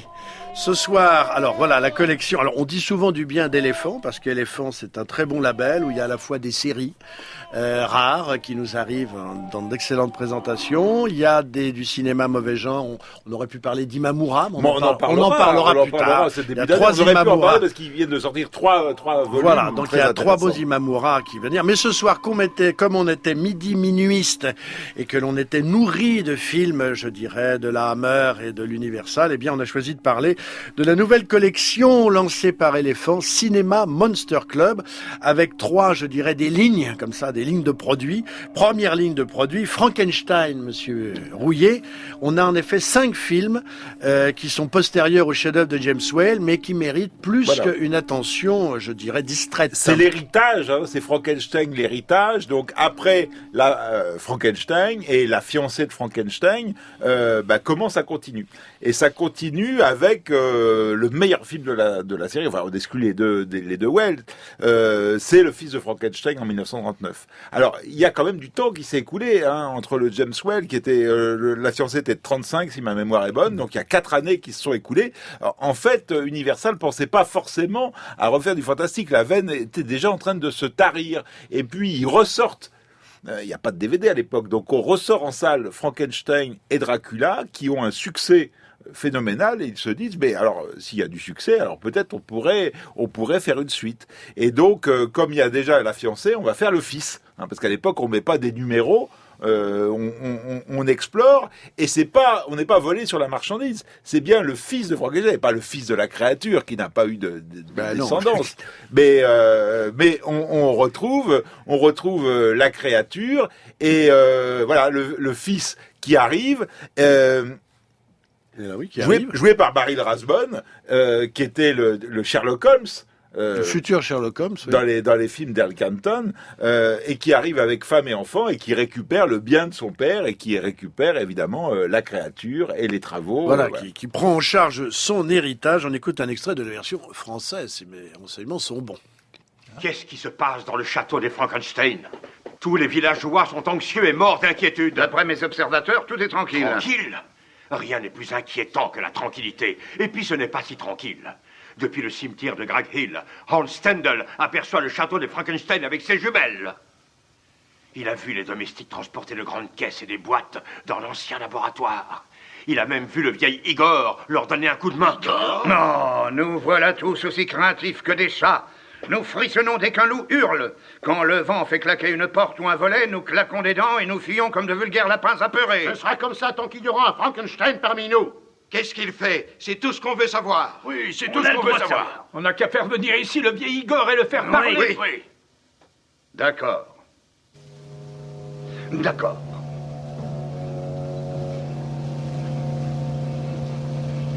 Voilà un extrait de la version française du Fils de Frankenstein 1939. Alors effectivement, on repart pas de zéro. D'une certaine façon, le fils vient récupérer vient sur les traces de son père et d'une certaine façon est contraint d'assumer la violence de l'héritage puisque le village a été traumatisé. Personne n'a rien oublié et il y a de la monnaie à rendre, comme on dit dans Predator. Il y a toujours des comptes à régler et les villageois sont toujours là, la fourche à la main et le flambeau au poing, prêts à se faire justice, à lyncher l'effroyable Igor. Alors, effectivement, il y a du beau monde puisqu'il y a Basil Rathbone, très fringant, une espèce de clone de Vincent Price, très élégant. On sent qu'il y a une folie mais qui est très tenue. Il y a Bela Lugosi qui joue le rôle de Igor, alors qui a été pendu et qu'on a dépendu. Donc il a la tête tordue et il a une partie, je dirais, de la colonne vertébrale qui est saillante. C'est l'arrivée de Bela Lugosi dans la franchise. Voilà. Mais il aurait pu arriver beaucoup plus tôt. Voilà, mais il avait refusé. Et Boris Karloff qui, je peux dire, rechausse. Et Lionel Atwill. Lionel Atwill. Pour la dernière fois, Boris Karloff dans le rôle de la créature. C'est la dernière avec toujours le maquillage de Jacques Pierce et Lionel Atwill qui joue le policier dont tout petit a été confronté à la créature qui lui a arraché son bras et il a ensuite un bras articulé. Et on peut penser au Peter Sellers du Dr Folamour. Absolument, il a un numéro extraordinaire avec son bras mécanique. C'est un numéro d'acteur extraordinaire. Et Mel Brooks s'en est souvenu dans Frankenstein Jr. Oui. Frankenstein Jr. qui reprend beaucoup la fiancée, mais qui utilise beaucoup de choses du fils aussi. Alors c'est un film qui vaut évidemment par sa photographie. C'est absolument John Robinson, sublime qui avait photographie. Fait le Dracula contemporain de celui de Browning, mais la version espagnole. Alors il faut gérer un peu, les décors sont extraordinaires puisqu'il joue à la fois la carte de l'expressionnisme allemand, c'est-à-dire que c'est un monde de surface plane et sur lequel se projettent évidemment des ombres symboliques des personnages. Les objets sont mis en valeur sont un peu emblématiques comme ça, sont disposés de part et d'autre et ça crée un climat à la fois gothique et très moderniste, assez inquiétant et assez troublant. Oui, les décors sont même disproportionnés par moments. Dans certains plans, on a l'impression que les personnages sont tout petits, écrasés par les décors. Il y a aussi des arbres décharnés. Tout ça, c'est d'une richesse inouïe qui rend le film parfois oppressant. Mais l'aspect qui me frappe le plus, c'est l'humour. Un humour assez ravageur. Il y avait déjà de l'humour dans les films de Well, ô combien, mais c'était un humour presque plus romantique. Et là, ce qu'apporte ce cinéaste Roland Veili, qui n'est pas très connu qui a fait Zoo in Budapest. Il a fait qui est un très bon film. Et en fait, c'est quelqu'un qui était spécialisé aussi dans les films à costume. Et là, il apporte quelque chose qui n'a pas grand-chose à voir avec le romantisme des versions précédentes.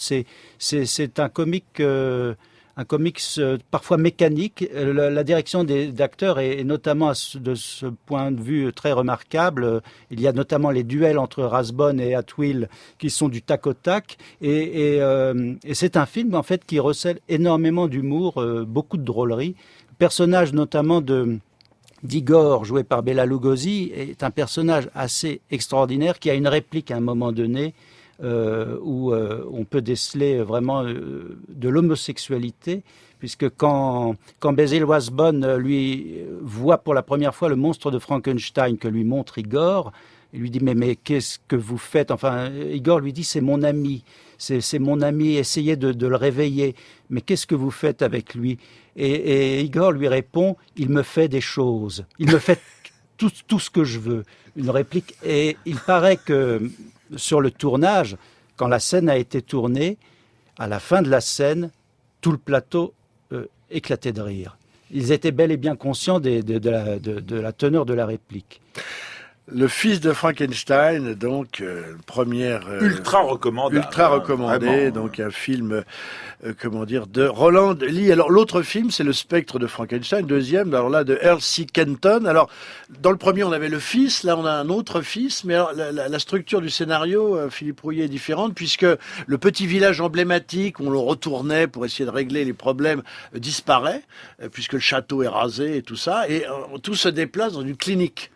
Alors tout se dépasse dans une clinique dans une autre ville, dans la ville de Vasaria, où on va chercher un autre fils. Ça pourrait s'appeler le frère du fils. Enfin, c'est quelque chose comme ça, et qui lui est joué par Cédric Hardwicke. Donc un acteur plutôt shakespearien, et qui alors là, par rapport à Basil Rathbone, en rajoute encore. Alors, le film est plus faible. Hein. Ce qui est dommage, c'est que la créature, cette fois-ci, c'est Lon Chaney Jr. Lon Chaney Jr. qui est très fort en loup-garou, mais qui est quand même beaucoup moins fort en créature de Frankenstein.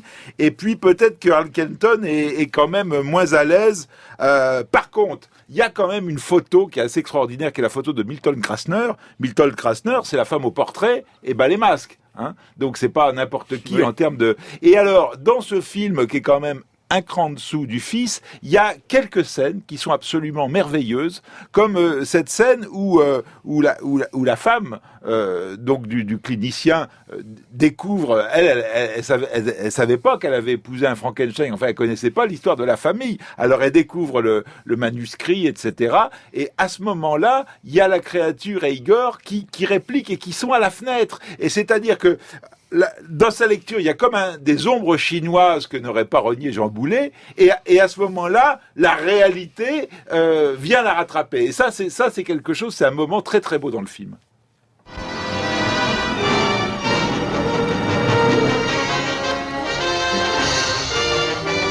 There's a curse on our village. The curse of Frankenstein.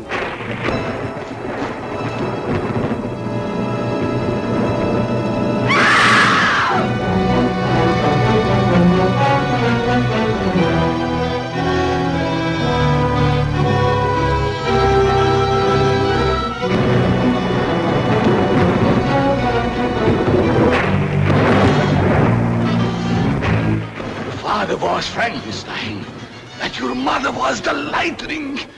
The most dreaded creation of man, the monster of Frankenstein, stalks again. Here is drama completely strange, full of weird suspense. With this great cast, Sir Cedric Hardwicke, Lionel Atwill, Ralph Bellamy, Bela Lugosi, Evelyn Ankers, Lon Chaney, in the gripping tale of a monster the tomb cannot engulf, chains cannot hold. You're going to give him life? Yes. Not for the purposes that you think, Igor. I'm giving him another Nicolas break. Stanzik, vous les avez revus là? J'en ai revu quelques-uns. Ouais. Le spectre de Frankenstein.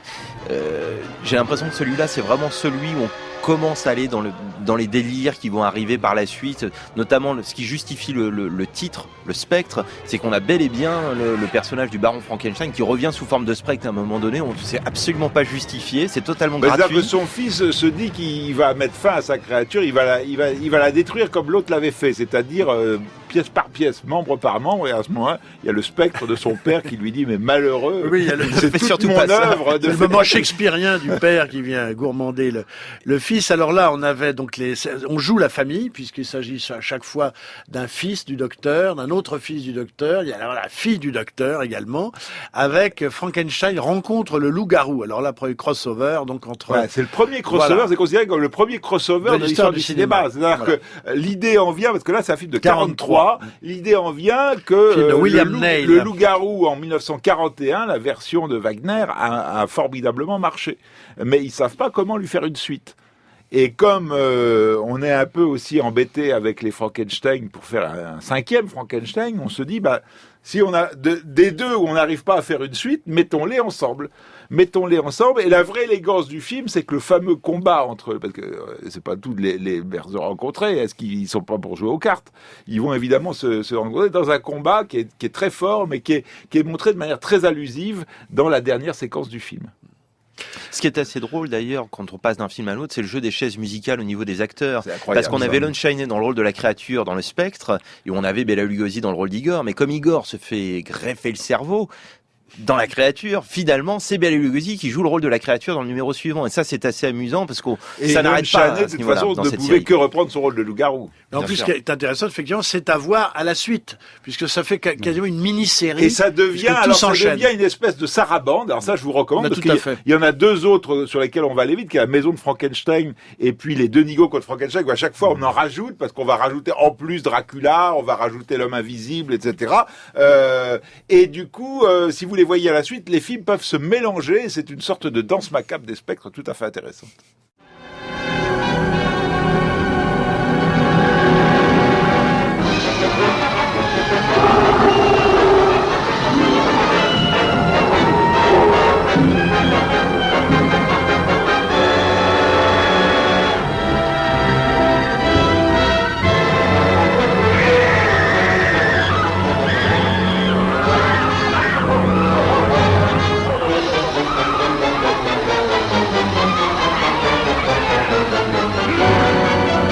He doesn't understand. There's a curse upon me. I change into a wolf.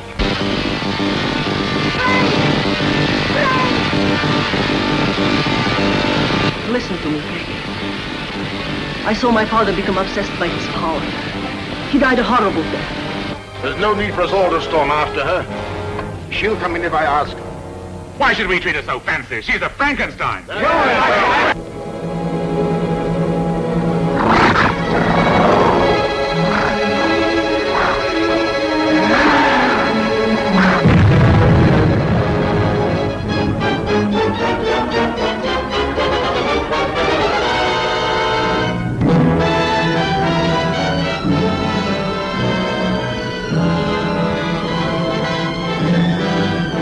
Musique de Hans Salter pour Frankenstein rencontre le loup-garou.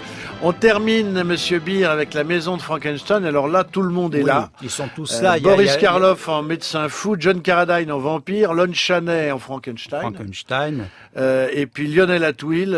Il fait un petit rôle, Lionel Atwill. Il a été marqué par un fait divers. On l'avait accusé de faire des orgies. Mais il était réputé pour être un organisateur de partout. Et sa carrière marque le coup. Et malheureusement, c'est ce qu'on constate en voyant cette saga. Par rapport au fils de Frankenstein, il devient un second rôle un peu au rencard.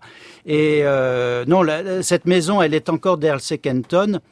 Et là, c'est vraiment une sorte de baraque foraine. Effectivement, il y a la première apparition du comte Dracula joué par John Carradine. Et en fait, dans ce crossover, il y a un personnage inattendu qui vole presque la vedette pour tous les monstres. C'est le bossu. Il y a l'apparition d'une sorte de Quasimodo qui tombe amoureux d'une gitane. Et c'est ce bossu qui forme tout tout le sel de ce film qui est d'ailleurs trépidant comme une série B. Ces films sont assez courts, hein, ils n'excèdent jamais 70 minutes. Et il est joué par John Carroll Naish, qui était un acteur épatant, qui pouvait tout jouer. Il était d'origine irlandaise, il n'a jamais joué d'Irlandais, mais il a joué des Indiens, il a même joué un Noir, il jouait des Mexicains. Il avait été très, très célèbre pour des tas de rôles de premier plan de gangsters pour des séries B de la Paramount. Et donc, il avait l'habitude de se documenter aussi pour jouer ses rôles. Et il avait repéré un bossu dans un quartier pauvre de Los Angeles. Raconte-t-il, il s'était inspiré de sa démarche et c'est vrai qu'il est assez poignant dans ce film. Un film qui, à mon avis, a beaucoup inspiré Paul Naschy pour son bossu de la morgue. Voilà, donc 5 volumes à ne pas rater. Puis on n'a pas parlé des Denigo contre Frankenstein, mais ce sera pour eux. C'est Abbott et Costello, les avec Abbott et Costello. Donc 5 Frankenstein fort rares à voir dans les meilleures conditions. Présentation du camarade Dionnet. Et puis certains en Blu-ray, DVD, voilà, très belle présentation. C'est chez Éléphant. On passe maintenant au dernier sujet de ce soir, Sorcerer. Davis, morceau qui coûtait évidemment en boucle à l'époque William Friedkin, d'où le titre de ce film, et ce film donc qui est selon lui le meilleur film qu'il a réalisé et qui sort donc dans une superbe édition Blu-ray Collector chez l'Arabia. Philippe Rouillet. Oui, rappelons que l'histoire de ce film qui est un peu mythique parce que le film sort en 77 aux États-Unis, il sort 3 semaines après Star Wars. Et le film est très attendu parce que c'est le film de William Friedkin après French Connection et L'Exorciste. Donc 2 énormes succès. Il a mis beaucoup de temps à le faire après L'Exorciste parce que déjà il met beaucoup de temps avant de se décider, c'est-à-dire qu'il se laisse un peu vivre, c'est lui qui raconte ça, hein. C'est-à-dire que grisé par le succès, il participe à des tas d'émissions de télé, et il n'arrive pas à se remettre au travail. Et puis surtout il y a cette idée que qu'est-ce que je peux faire après ? Il n'a pas envie de refaire un film policier, il n'a pas envie de refaire un film d'épouvante, et il aurait envie de quelque chose à la hauteur de ce qu'il est. Il y a une vision un peu mégalomane. Et c'est là qu'il repense au film de Clouseau, Le salaire de la peur. Clouseau qu'il avait rencontré et à qui il avait témoigné son admiration. Voilà, et il lui dit j'aimerais refaire une version du salaire de la peur. Et alors, grand seigneur, Clouseau lui dit je vous en donne le droit. Sauf que c'est des droits qui ne valent rien. Oui, puisque c'est le livre de Georges Arnaud. Et qu'après, Friedkin va devoir, avec ses producteurs, batailler pour obtenir les droits du livre. Et Friedkin dit à Clouseau je vous promets, mon film sera moins bon que le vôtre. Parce que c'est ça qui est très intéressant, c'est la démarche de quelqu'un qui adore un film et qui choisit d'en faire le remake. Ce qui arrivera après à Corneau pour Le deuxième souffle. C'est parce que très souvent, on a envie de faire des remakes de trucs qu'on n'aime pas beaucoup en disant, voilà, moi je vais vous dire, c'était un peu une occasion gâchée. Et là, l'idée de faire un remake, c'est de faire tout autre chose. C'est de faire, tout autre chose.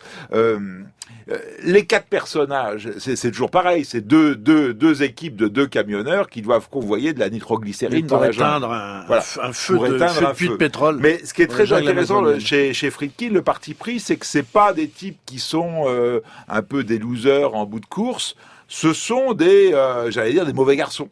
Sont des gens qui vont du coup, en quelque sorte, qui sont en quête de rédemption. C'est-à-dire qu'ils sont pas en quête de rachat social, et ils savent en quelque sorte qu'il y a quelque chose de suicidaire dans leur démarche. Il faut rappeler que le scénariste du film, c'est Waylon Green, et Waylon Green, c'est le scénariste de La Horde sauvage de Sam Peckinpah. Et il y a évidemment un lien entre les deux.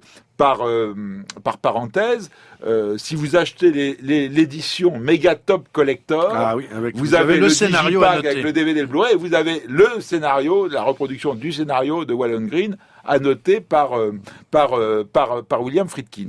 Et ce qu'il faut aussi bien comprendre, c'est qu'en 77 ou en 76, quand il tourne le film, il n'y a pas de numérique. Donc, il s'agit de tout faire en vrai. Et le film se rattache et est profondément ancré dans les années 70 dans ces films de jungle. C'est-à-dire que on est 4 ans après le Aguirre d'Herzog dont on parlait l'autre jour, avec cette idée qu'on part dans la jungle et on espère qu'on reviendra vivant avec un film. Pendant qu'il est là, Coppola fait son Apocalypse Now, avec les problèmes qu'on connaît. Et les problèmes, Friedkin va en avoir. Parce que le film au départ est un film Universal et il repère des décors en Équateur, mais dans des lieux où c'est absolument impossible d'aller. Universal commence à renacler. C'est là que Paramount rentre en jeu et le patron de la Paramount, où c'est déjà Gulf Western, possède une partie de la République dominicaine. Disons que les intérêts économiques de la République dominicaine sont dans les mains de la Gulf Western. C'est une forme de domination cachée. C'est une domination cachée. Si vous tournez là, vous aurez toutes les autorisations que vous voulez, tout s'arrangera, etc. Donc c'est évidemment ce qui va se faire. Friedkin renacle un peu en disant je rêvais de jungle encore plus intense, mais quand on voit le film, on s'aperçoit que c'est quand même assez sérieux. C'est quand même assez sérieux. Il y a cette fameuse scène qui était sur l'affiche du pont en liane, et évidemment il faut reconstruire le pont en liane. Ce qui est une odyssée folle, parce que c'est 1 mois de travail pour avoir ce pont qui doit être suffisamment solide pour y faire réellement passer des camions. Car l'idée, c'est que non seulement on tourne pas avec du numérique, mais il n'est pas question d'avoir des maquettes. Donc il faut vraiment faire pouvoir passer les camions, donc il faut vraiment que le pont soit...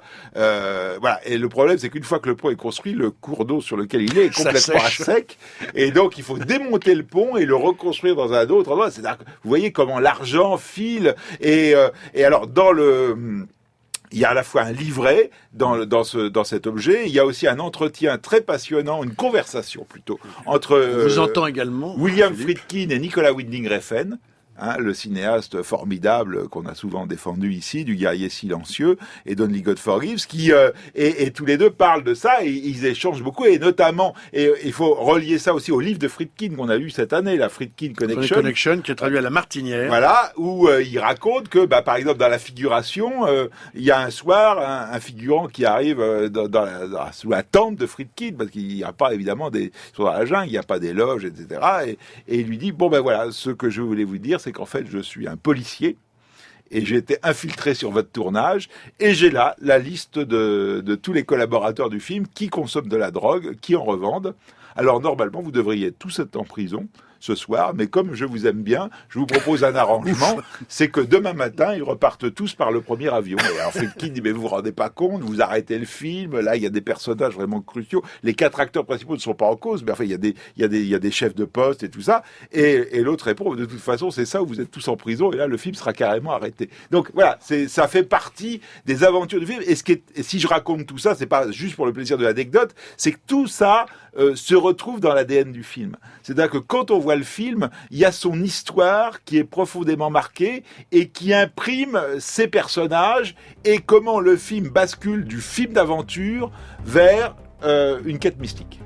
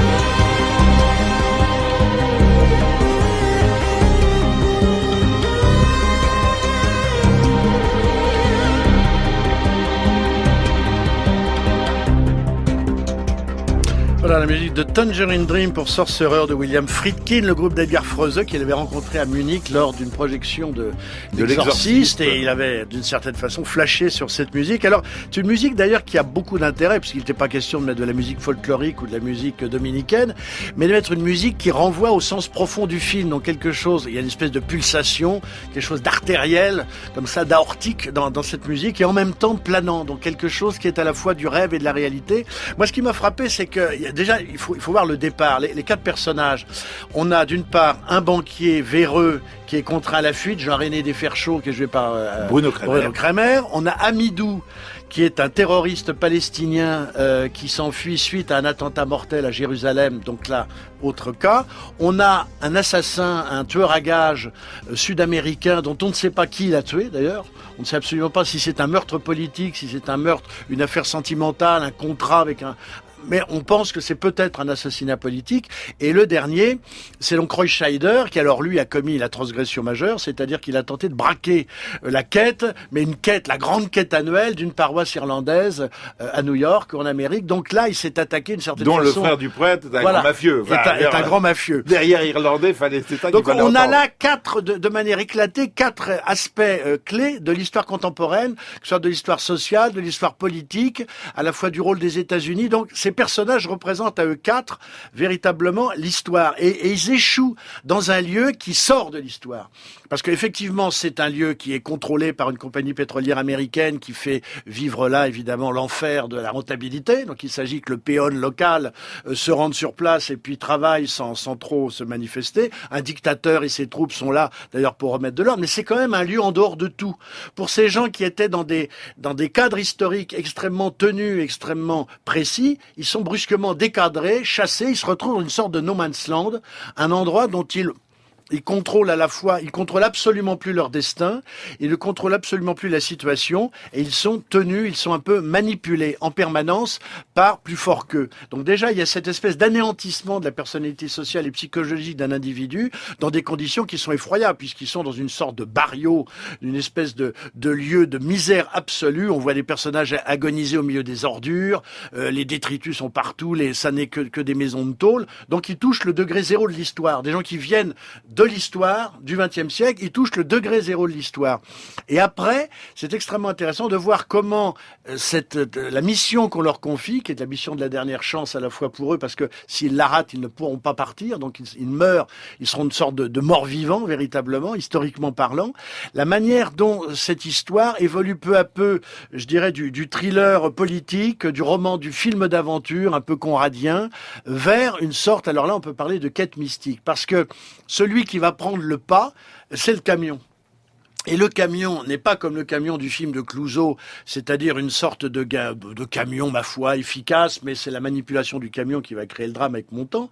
Là, il y a une volonté de mythifier immédiatement le camion, avec notamment l'avant, qui affiche une espèce de calandre qui ressemble à la dentition d'une divinité locale, qui est forcément un dieu du mal ou un dieu cruel. Et donc, quand ils embarquent à l'intérieur du camion, d'une certaine façon, ils changent de monde et ils rentrent à l'intérieur d'un lieu mythique et qui va leur faire connaître, évidemment, alors une trajectoire qui va les mener vers la mort. Donc ce sera d'abord la mort de Bruno Kremer, qui se raccroche un peu à ses souvenirs et qui a justement... C'est au moment où il se raccroche à ses souvenirs qu'il meurt. Alors ça, c'est très intéressant parce que c'est la scène biblique de la statue de sel. Il a le tort, il a une mission où il ne doit que regarder vers l'avant et aller vers l'avant s'il veut survivre. S'il a le malheur de s'arrêter, ils peuvent pas s'arrêter parce que là tout explose. De s'arrêter ou de regarder derrière, là ça ne marche plus. Alors à un moment il croise des guérilleros, mais bon ça c'est l'autre camion. Mais à un moment il y a cette idée comme ça, il enlève sa montre, il la montre à son compagnon de bord et il se met à parler de sa femme. C'est-à-dire qu'il se tourne et là c'est vraiment l'affaire de Sodome et Gomorrhe. Il est changé en statue de sel, c'est-à-dire qu'il meurt instantanément. Cette idée de vouloir jouer, ils sont sortis du temps et vouloir d'y retourner, ça les tue et ça les neutralise. Et l'autre camion qui est piloté par Roy Scheider, d'ailleurs dont le compagnon meurt et donc il finit par le piloter seul. Alors là, finit dans un endroit totalement halluciné. On change de planète. Et on change de lieu. On change de lieu, on change de planète. Friedkin a été tourné en territoire indien. Voilà, absolument, avec une espèce d'architecture naturelle totalement minérale. Alors on n'est plus dans le spongieux, le moisi, le tropical humide. On est dans une architecture presque lunaire, totalement minérale, dont on ne peut pas très bien identifier si ce sont des bâtiments de troglodytes ou des formations naturelles. Et là, le personnage sort du temps. C'est-à-dire que ces hommes qui étaient des hommes de l'histoire, qui étaient incarnés dans leur siècle, sortent du temps, dans une espèce de quête. Ce personnage rentre dans une quête hallucinatoire de lui-même. Il se désidentifie d'une certaine manière. Il perd sa personnalité, il perd son nom. Il ne sait plus où aller, il ne sait plus quoi faire. Et la photo change. Et la photo change, elle devient nocturne. Ça n'est plus cette espèce de plein jour extrêmement cru, dur, presque clinique sur la vérité de la forêt et de la misère sociale. On est ailleurs. On peut être effectivement, on serait presque, il manque Frankenstein pour arriver. Oui, parce que d'ailleurs il est complètement cadavérique. Il y a un maquillage de Roy Scheider d'une très grande pâleur. Il y a de la superposition. Il y a un côté les choses de la vie, puisque arrive en flash ces souvenirs qui sont des scènes précédentes, y compris il y a un morceau de scène coupée qu'on peut voir et qui se précipite et qui brouille tous les repères temporels. Et ça, effectivement, et le personnage finit par revenir après dans l'histoire, et bon, on verra très bien, on dit pas la fin. On dit pas la fin, oui. Mais il retourne dans l'histoire, parce qu'à un moment, faut bien y retourner, mais le moment quand même le plus hallucinant, c'est ce moment où avec ce camion, il quitte le temps, il arrive dans une zone, et alors là, la musique de Tangerine Dream joue à plein, parce que là, on n'est plus dans une musique incarnée, une musique locale, folklorique, le côté un peu espagnolade, ou qu'avait un peu mis en place Clouseau. Là, pas du tout. Là, on est ailleurs, on est vraiment dans un royaume des morts. Il est dans le royaume des morts, et on attend même presque que quelqu'un vienne au devant de lui, et on le voit à la fin arriver en tenant sa caisse de nitroglycérine, arrivant vers le lieu de son voyage. Mais après ce passage, qui est un passage par la mort. D'une certaine façon, je pense que le personnage que l'on voit à la fin du film, espèce de coda, où il est repris, soigné. On peut penser, je pense qu'il est la mort. Porte des étoiles chez Kubrick dans 2001. Il y a ce côté, c'est un moment de cinéma qui tranche avec tout le reste et qui donne tout son sens au film. Je veux dire, c'est vraiment la séquence, je pense, pour lequel Friedkin fait le film. Et c'est le camion s'appelle Sorcerer, alors que le camion... Et le camion s'appelle Lazare. Lazare, le premier camion qui disparaît s'appelle Lazare. Voilà. Donc c'est à la fois un film, effectivement, c'est d'après Georges Arnaud, Le salaire de la peur, une histoire qu'on connaît, une histoire d'homme, comme ça, un roman d'aventure, mais c'est en même temps une méditation sur l'histoire, c'est-à-dire quatre personnages... Sur le destin. Voilà, il y a un côté melvillien, c'est-à-dire il y a un côté cercle rouge, quand ils se retrouvent tous les quatre dans cette histoire, et c'est pas eux quatre qui devaient être... Il y a le quatrième, le tueur, c'est pas celui-là qui était prévu, et puis finalement, il va se rattacher parce que le destin voulait que ce soit ce quatrième-là. Et tout ce dont vous venez de parler, François, ce côté, le sens de la forêt, de ce décor minéral, on l'a vraiment depuis cette restauration. C'est pour ça qu'il faut absolument... parce que, en fait, le film est ressorti en salle cet été, dans une version restaurée, et c'est à partir de ce master-là qu'on a ce DVD et ce Blu-ray, et on redécouvre le film. On n'avait qu'une piètre copie décadrée, il y avait des versions qui circulaient où on avait enlevé les 4 prologues qui présentent les 4 personnages, et vous avez bien dit, François, à quel point c'est important de comprendre d'où ils viennent. Mais le film étant un échec, alors Friedkin dit c'est la guerre des étoiles qui m'a tué, parce que effectivement le film sort alors qu'il y a un côté très le bien et le mal dans le film de Lucas, alors que lui a une autre complexité. Je pense que c'est plus compliqué que ça. C'est sûr que la guerre des étoiles a pas aidé, mais c'est vrai que son film a été incompris à l'époque parce que ce point de bascule vers la mystique et la métaphysique a pas plu. Et c'est quand même le sens profond du film et son aboutissement. Donc, Sorcerer chez l'Arabia. Merci Nicolas Stanzik. Merci à vous. D'avoir été ce soir l'invité de Mauvais Genre. Alors, j'incite le monde entier à continuer à vous accompagner donc dans la redécouverte de cette formidable revue que fut Midi Minuit Fantastique et dont vous assurez la réapparition dans une version intégrale augmentée absolument somptueuse aux éditions Rouge Profond. Le tome 2 est paru avec le DVD intégré. C'est également autre livre à recommander très chaleureusement, l'histoire de la série noire chez Gallimard. Alors là, c'est l'histoire historienne, matérielle, psychologique et littéraire de 70 ans de série noire par Franck Lomo qui en est le grand spécialiste. Margarine de Guillaume Lemia, le roman noir le plus noir de l'année, c'est aux éditions du Sonneur. Et puis on vient de parler de Sorcerer, la Director's Cut de William Friedkin, c'est à l'Arabia, donc à la fois Blu-ray et DVD et le Super Collector qui vous offre une version annotée par le maître du scénario. Et puis alors, faites-vous plaisir, achetez la collection donc Frankenstein Cinéma Monster Club chez Elephant, Le Fils de Frankenstein, Le Spectre de Frankenstein, Frankenstein rencontre le loup-garou, La Maison de Frankenstein, et puis Les Deux Nigauds contre Frankenstein. On n'en peut plus, il y en a encore, mais ce sera pour une autre fois. On annonce une série Dracula et une série Loup-garou chez le même éditeur. Toute l'équipe de Mauvais Genre, Laurent Polleret, Emmanuel Morse-Duncan, Claire-Martha Duguer, Anne-Catherine Lochard, Philippe Rouillet, Christophe Bire et François Angelier vous remercie d'avoir suivi cette émission. On se retrouve samedi prochain, au lendemain des fêtes de Noël, avec Dominique Khalifa et Nicolas Gilbert pour parler de Paris. D'ici là, Supersonique.